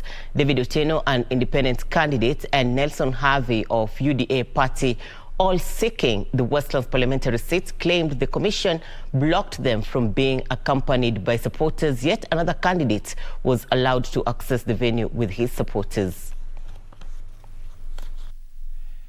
David Otieno, an independent candidate, and Nelson Harvey from UDA complained of double standards from IEBC and police for allowing Tim Wanyonyi with his supporters, while they were allowed to be accompanied by only 5 people. When we reached the point of generating the certificate from the system collapsed. So we have been trying to ask them what is happening. The RO has told us that it's happening countrywide. I was told there is a 2-hour delay, meaning that whereas I was number 5 on the list, they were still on number 2. The explanation given was a systems failure, and systems do fail. I do not want to suppose that there is a failure of personnel on the part of the staff here. It's a system failure. The two also challenged IEBC to improve on-time management, saying it was taking unnecessarily long to get clearance. Their sentiments were reiterated by Westlands Member of Parliament Tim Wanyonyi, who urged IEBC as an institution to up their game so as to restore the voters' trust as we head to the next general elections. Kama kufanya mtu mmoja hapa inachukua karibu 3 hours, masaa matatu, na kupika kura ambayo itakuwa na watu maelfu, itakuwa namna gani? Mimi naona lazima IEBC ambie wa Kenya their level of preparedness kwa hii election iko namna gani. IEBC's returning officer for Westlands constituency, Muthega Kuru, said they are working on the challenges they faced and that as an institution, they will ensure the whole verification process is free and fair. So it's not about lack of capacity. It's just the teething problem. You know, when a system is on its first day, you'd experience some of these things. But I believe we'll come over it. In Kiambu County, aspirants from different parties and independent candidates face the Independent Electoral and Boundaries Commission panel for clearance. Now, Kenya, all over the country, tujue ya kwamba this is our country, we should love it and we should protect it at all time and at all cost. Tusikuwe na fujo na tupendane. Elsewhere in Kisii County, several aspirants have been given a green light by the Independent Electoral and Boundaries Commission to vie for elective seats. I've been duly cleared by IEBC to run as a member of parliament on the 9th of August 2022. Natakia wapinzani wangu pia heri na fanaka katika kampeni zetu. Kampeni sio vita, bali ni kutangaza sera kwa wananchi. This despite technical hitches on the first day of the exercise. Jelis Aladi for Lunchtime News.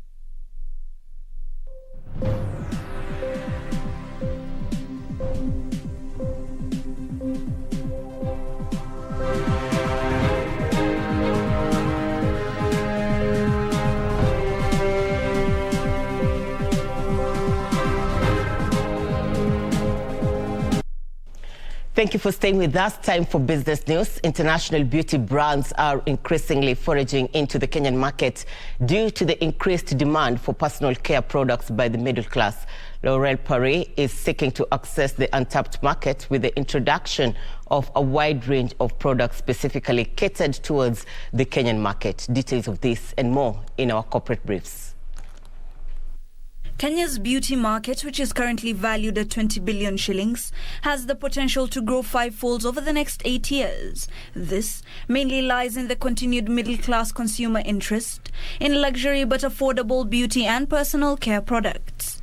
International beauty brands have noted a growing awareness among consumers on age-related skin problems, driving market demand where the global anti-aging products market, values at $40.49 billion in 2020, projected to expand at a compound annual growth rate of 5.4%. So everything that you see when we say it's backed by science is because you have teams of researchers based in 8 locations in the world to make sure that we have the most innovative products that can help answer people's needs. L'Oréal Paris's East Africa Managing Director Serge Sacre says Kenya remains the strategic regional hub for the cosmetic market, and the company's entry aims to grasp local opportunities. Meanwhile, Nakuru County government is distributing 5.3 million certified pyrethrum seedlings to their farmers in a campaign aimed at reviving the once vibrant sector in the region. County Chief Officer in charge of Agriculture Kibet Maina says the department has so far distributed 20 million seedlings to pyrethrum farmers across the county since the program was initiated 3 years ago. So far, over 720,500 certified seedlings were distributed across Kuresoi sub-county, where more than 113 farmers benefited. Finally, the economic value of the water and sanitation industry is set to double by 2030, moving water infrastructure and services in the country's valuation from 3.2 billion shillings to 6.2 billion shillings. This is according to a report by the Water and Sanitation for Urban Poor, where public-private partnerships were cited as a critical factor in moving the sector forward. Private water sanitation service providers have urged the government to enforce policies and regulations, to deliver and manage sanitation marketing, to enhance the positive impact the sector had on the economy of the country. Hibak Said for Lunchtime News. Across the borders, Germany has granted Egypt $12 billion as an investment to build a safe and environmentally friendly railway system in the country. The collaboration will create about 45,000 local jobs, as Egyptians will be expected to take part in the foundation works of building railway stations, tunnels and bridges. Here now are the details of the story and much more across the continent. Egypt has collaborated with Siemens, a Germany company, to build modern, environmentally friendly and affordable railway system as a means to strengthen their long-standing bilateral relationship. Siemens will provide a fully electrified rail network as well as the latest high-speed trains such as Intercity Express and regional freight trains. With an investment of $12 billion, the project will create about 45,000 local jobs and put Egypt at the forefront of efforts to mitigate the effects of climate change, as rail travels play an important role by reducing emissions by 70 to 85% due to the use of electric energy in the operational process. Meanwhile, executives from the Ugandan government and oil companies are on the lookout for financiers for the East African crude oil pipeline project, which is key to the commercialization of Ugandan's oil. EACOP's promoters, Total Energies, were banking on European and Asian export credit agencies to provide a financial guarantee for the project to bring on board commercial banks to provide loans. Total Energies and China National Offshore Oil Corporation took the final investment decision in February to invest $10 billion towards production and transportation infrastructure to drill, produce and commercialize Ugandan's oil. The pipeline will transport 216,000 barrels of oil per day from Hoima in Uganda's Lake Albert region to the Tanzania Indian Ocean port of Tanga, spanning a distance of 1,443 kilometers. Finally, prices for South Africa's benchmark export-grade coal have doubled as European countries buy up an alternative source of coal ahead of an EU ban on Russian import as part of Ukraine war sanctions.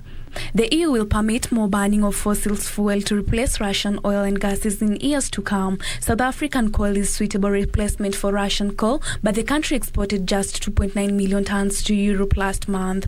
South Africa's Mineral Council has said that mining companies lost out $128 million in revenue last year because they could not transport bulk commodities such as coal that they had contracted to sell. About 80% of their revenue comes from the mining industry, and that a huge portion of their profitability comes from coal. Authorities in Shanghai have announced that some COVID-19 lockdown measures imposed on businesses will be lifted from Wednesday. Plans have also been introduced to support the city's economy, which has been battered by the sweeping restrictions imposed by Beijing. The commercial center has been under strict lockdown for almost 2 months. Here now are the details of this and other stories across the globe. China's capital, Beijing, has reopened parts of its public transport system, as well as some shopping malls and other venues as infections ease.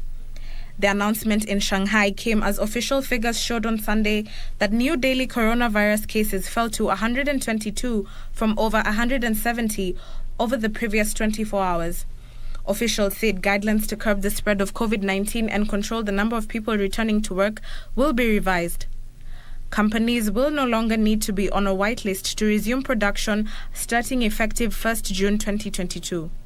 Elsewhere, Russia's central bank cut its key interest rate for the third consecutive time at an emergency meeting on Thursday as authorities seek to rein in the surging ruble. The Bank of Russia will lower interest rates from 14% to 11% from Friday.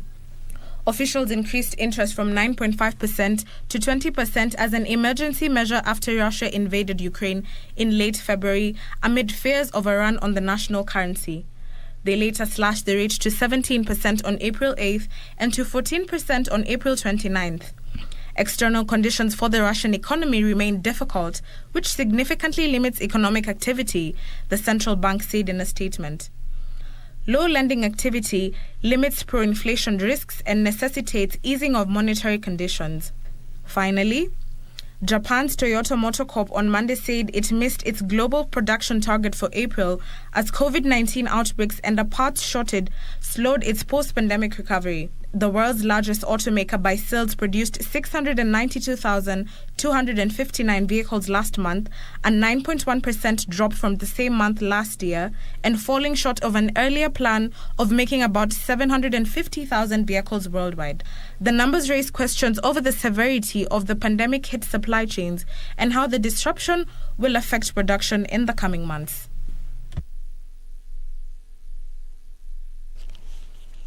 Electric vehicles are gaining traction in the country and Africa as the call for climate change is being pushed, with several companies working on building these machines. Various charging stations in the country, such as Evchacha in Two Rivers, is a move that is aimed at promoting the uptake of electric cars in the country. Could it be an alternative here in Kenya? Andrew Okero filed the following reports.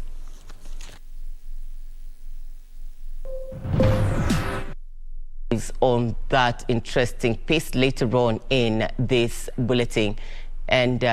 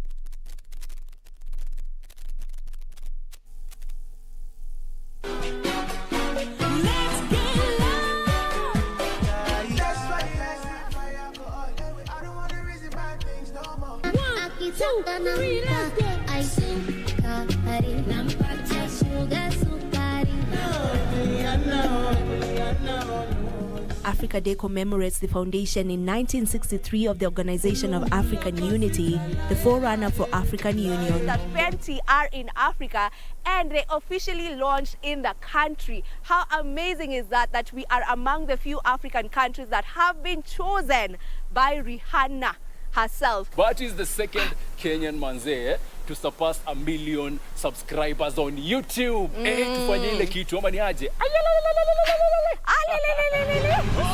The winner of Survivor 42, Mary That's enough. Here we go.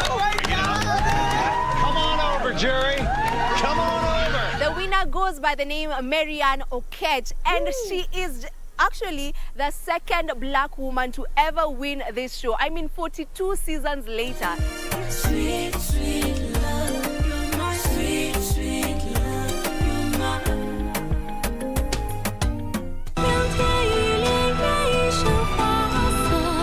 Look at how much he's changed.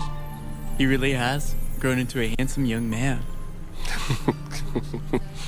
Most of the ancient gods are gone now. Only a few of them remain. But they can't help.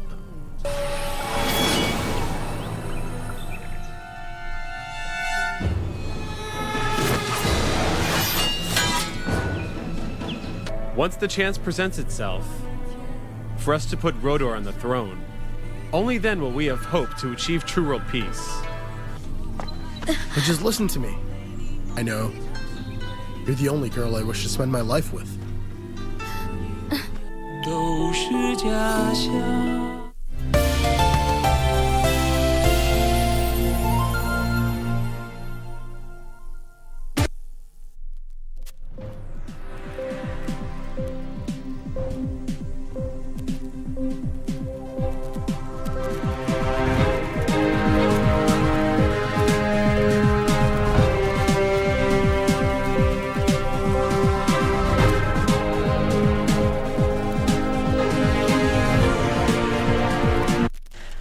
Thank you for staying with us. We're still on business news. The Kenya Airways plans to triple its weekly cargo flights between Kisumu and the United Kingdom mid-next month.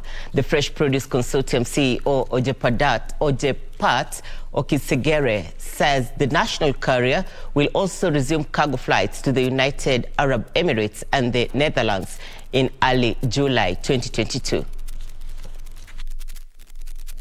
Direct shipment of chili to the United Kingdom from Kisumu are expected to resume mid-next month after a 3-month break due to reduced production. The projected chili harvest is sufficient to sustain 3 flights a week from Kisumu to the UK. Grower that was giving us chilies, exporting out of Kisumu, went a little lower in terms of his production. But in the next 3 weeks, we expect that we shall have resumed. Actually, by 15th of June, we shall be resuming those shipments out of... This as direct cargo flights between Kisumu to the Netherlands and the United Arab Emirates are scheduled to commence in a month. Actually, we have indications that we are likely to even have more production, and so we are likely to have even more frequencies of shipments being uplifted from Kisumu. Consignments to the UAE and the Netherlands will include avocados, bananas and pineapples as Kenya seeks to increase its horticultural exports that generated 153 billion shillings in revenue last year. But for us as an airline, what we really look at is not so much the number, but more the volume. So if previously you are exporting 1 ton and you're able to give us 2 tons, we are happy with that. If we have more shippers, of course, we anticipate that the capacity that they will ship with us will be more. This comes as the Fresh Produce Consortium has started a branding partnership with Kenyan foreign missions and embassies in Europe and Asia to market Kenya's avocado and bananas.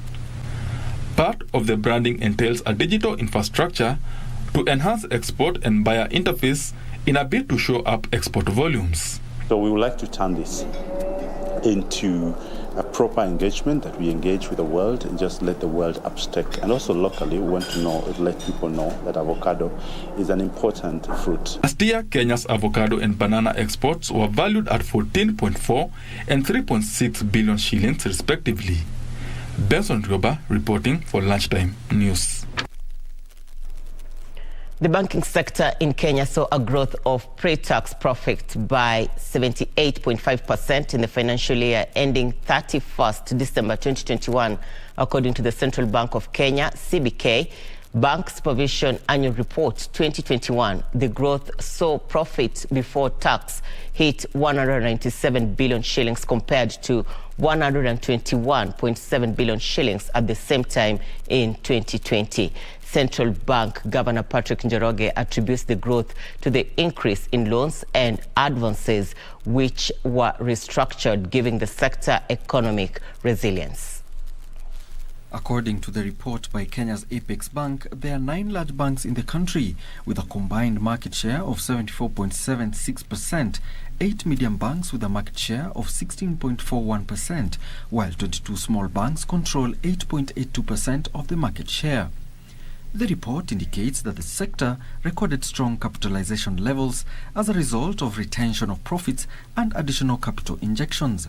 Equity Bank Group was the first to cross the 1 trillion shillings Rubicon after the acquisition and integration of its business with Banque Commerciale du Congo in December 2020, eclipsing KCB Group as the largest bank in Kenya in terms of asset value.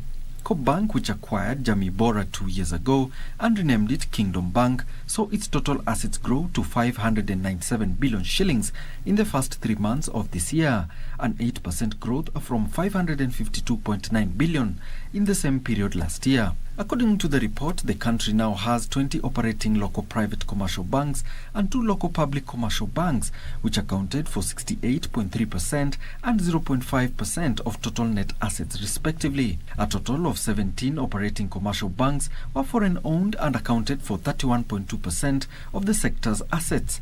The regulator projects the sector to remain resilient in 2022 as banks continue supporting the post-COVID economic recovery. This resilience led to the sector's asset base to grow by 11% to approximately 6 trillion shillings in 2021 from 5.4 trillion shillings in 2020. The state of the banking sector in Kenya is set to grow and strengthen further due to continued diversification and restructuring of business. Alan Oko, Lunchtime News.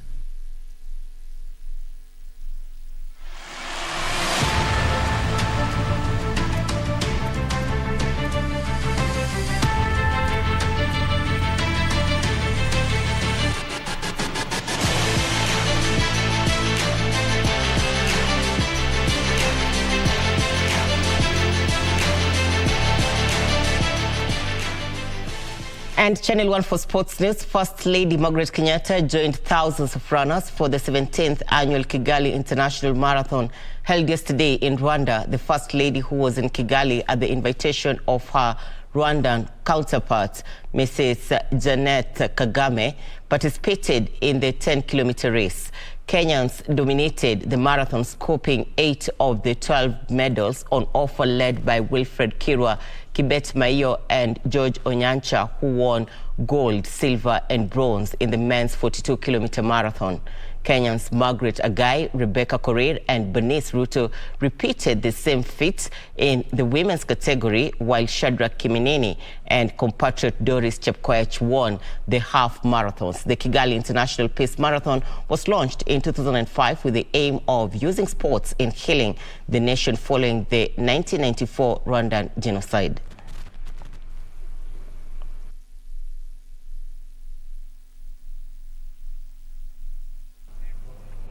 Nottingham Forest ended their 23-year wait for Premier League football with a narrow 10-0 win over Huddersfield Town in the Championship play-off final at Wembley. In Formula One, Ferrari turned victory into defeat with a series of strategic errors during the Monaco Grand Prix. Nottingham Forest secured a 1-0 victory over Huddersfield Town in the Championship play-off last night at Wembley Stadium. Promotion back to the top flight caps a brilliant turnaround to their season, which had started with 6 defeats in 7. Levi Cole-Willis' own goal from James Garner's cross was the decisive moment which gave Nottingham Forest the win at Wembley. Garner to whip it. Yates has scored!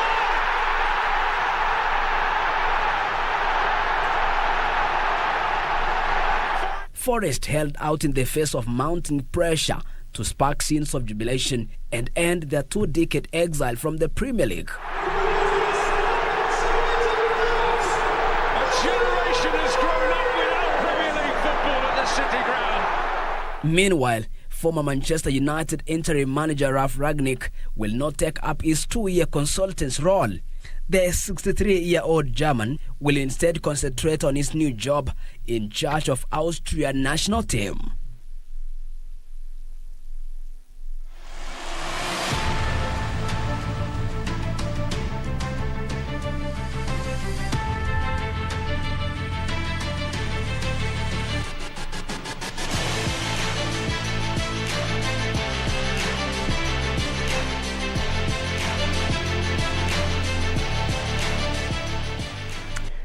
Well, back to the local scene, Naibunga Upper Conservancy in Laikipia County is under threat from the thorny opuntia plant. The plant, commonly known as the prickly pear or pear cactus, is fast spreading in the conservancy and replacing grass that is the main source of feed for livestock belonging to the pastoralist communities in the area. A tiny sap-sucking insect may just be the only hope of saving this region's livelihood. Our reporter Yusuf Farah spent time at the Naibunga Upper Conservancy and brings us the following report about this unique natural weapon against the invasive plants. Laikipia County's Naibunga Upper Conservancy,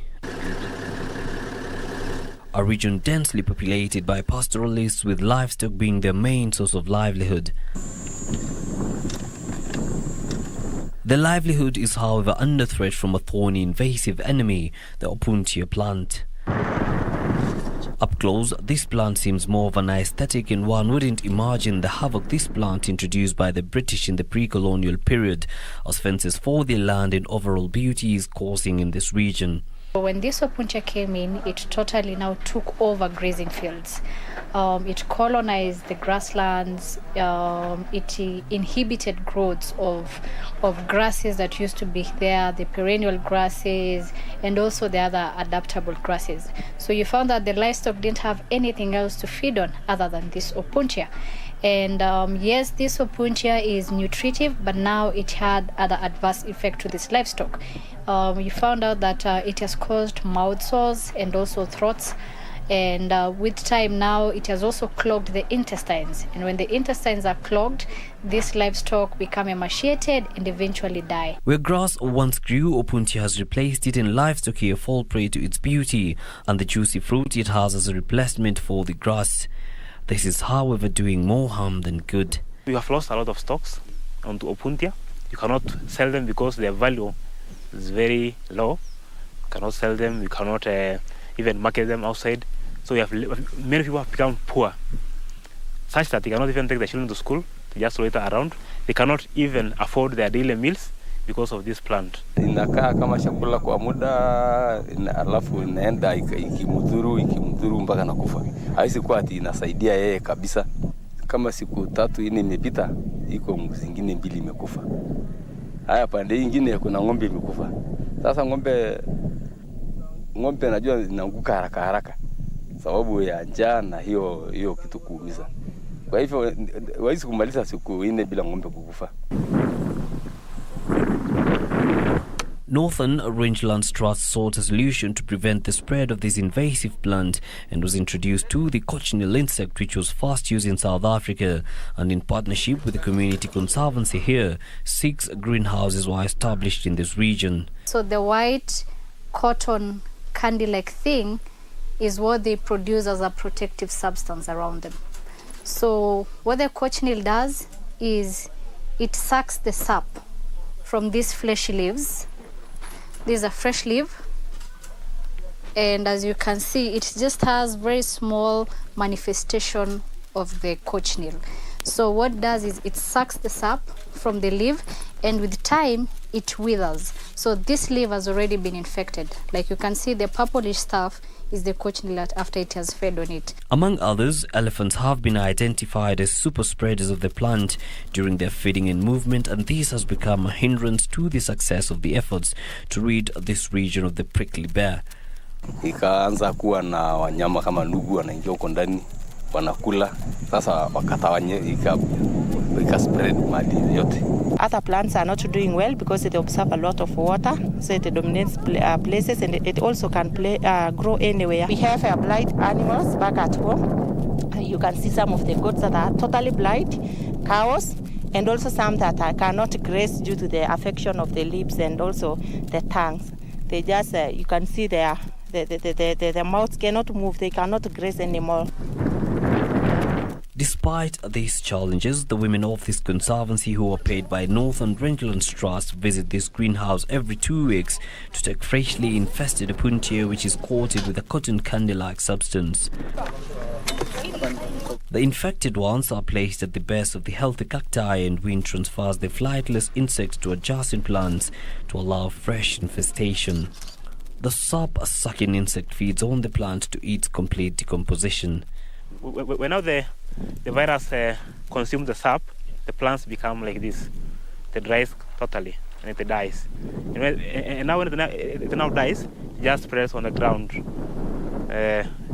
by itself, having no any other much effects to livestock and human beings. It is working very nicely, especially in dry season. Like you visit some places like just the 40 acres of Twala, we actually eradicated completely because we can cut and also dig to get the roots, and then we place in one place, and then we take the cochineal and put on top of it, and it completely dry off. Women involvement in this project has been a game changer for us because it's been very easy to involve women in this process. One, because they were readily available and they're also passionate about this project. And when these livestock come back home in the evening, it's the women's time that are taken when they're removing the clotches from the eyes, the cloud dots from the mouth and all that. The Conservancy gets its support from the Trust but is calling on more donors to come to their aid and assist them in this battle to save their livestock and livelihoods. The women in this Conservancy are committed to reclaiming back their land in hopes that where the Opuntia plant grows today, the grass for their livestock will grow in the future days. Isufar reporting for KBC Channel 1 from the Naibunga Conservancy, Laikipia County. Thank you, Farah. Good to have you. Well, due to unavoidable circumstance, we'll not be able to have our interactive session on insurance matters, but we commit to do so soonest. We've come to the end of Channel 1 Lunchtime News. Thank you so much for your company. Thank you also for your feedback on our social media platforms. On behalf of the entire team, thank you for keeping it KBC Channel 1. My name is Irene Mchuma Udim. On sign language interpretation, we have Susan Thuku. God bless you.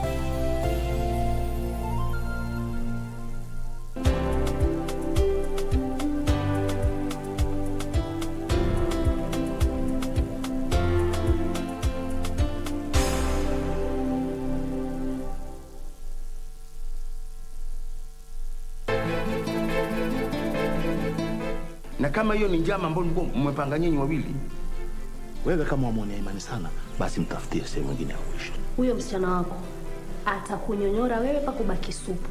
Chezea msichana college wewe. Siwezi kuwa na dada mwenye roho mbaya kama yako. Una nia nzuri wewe.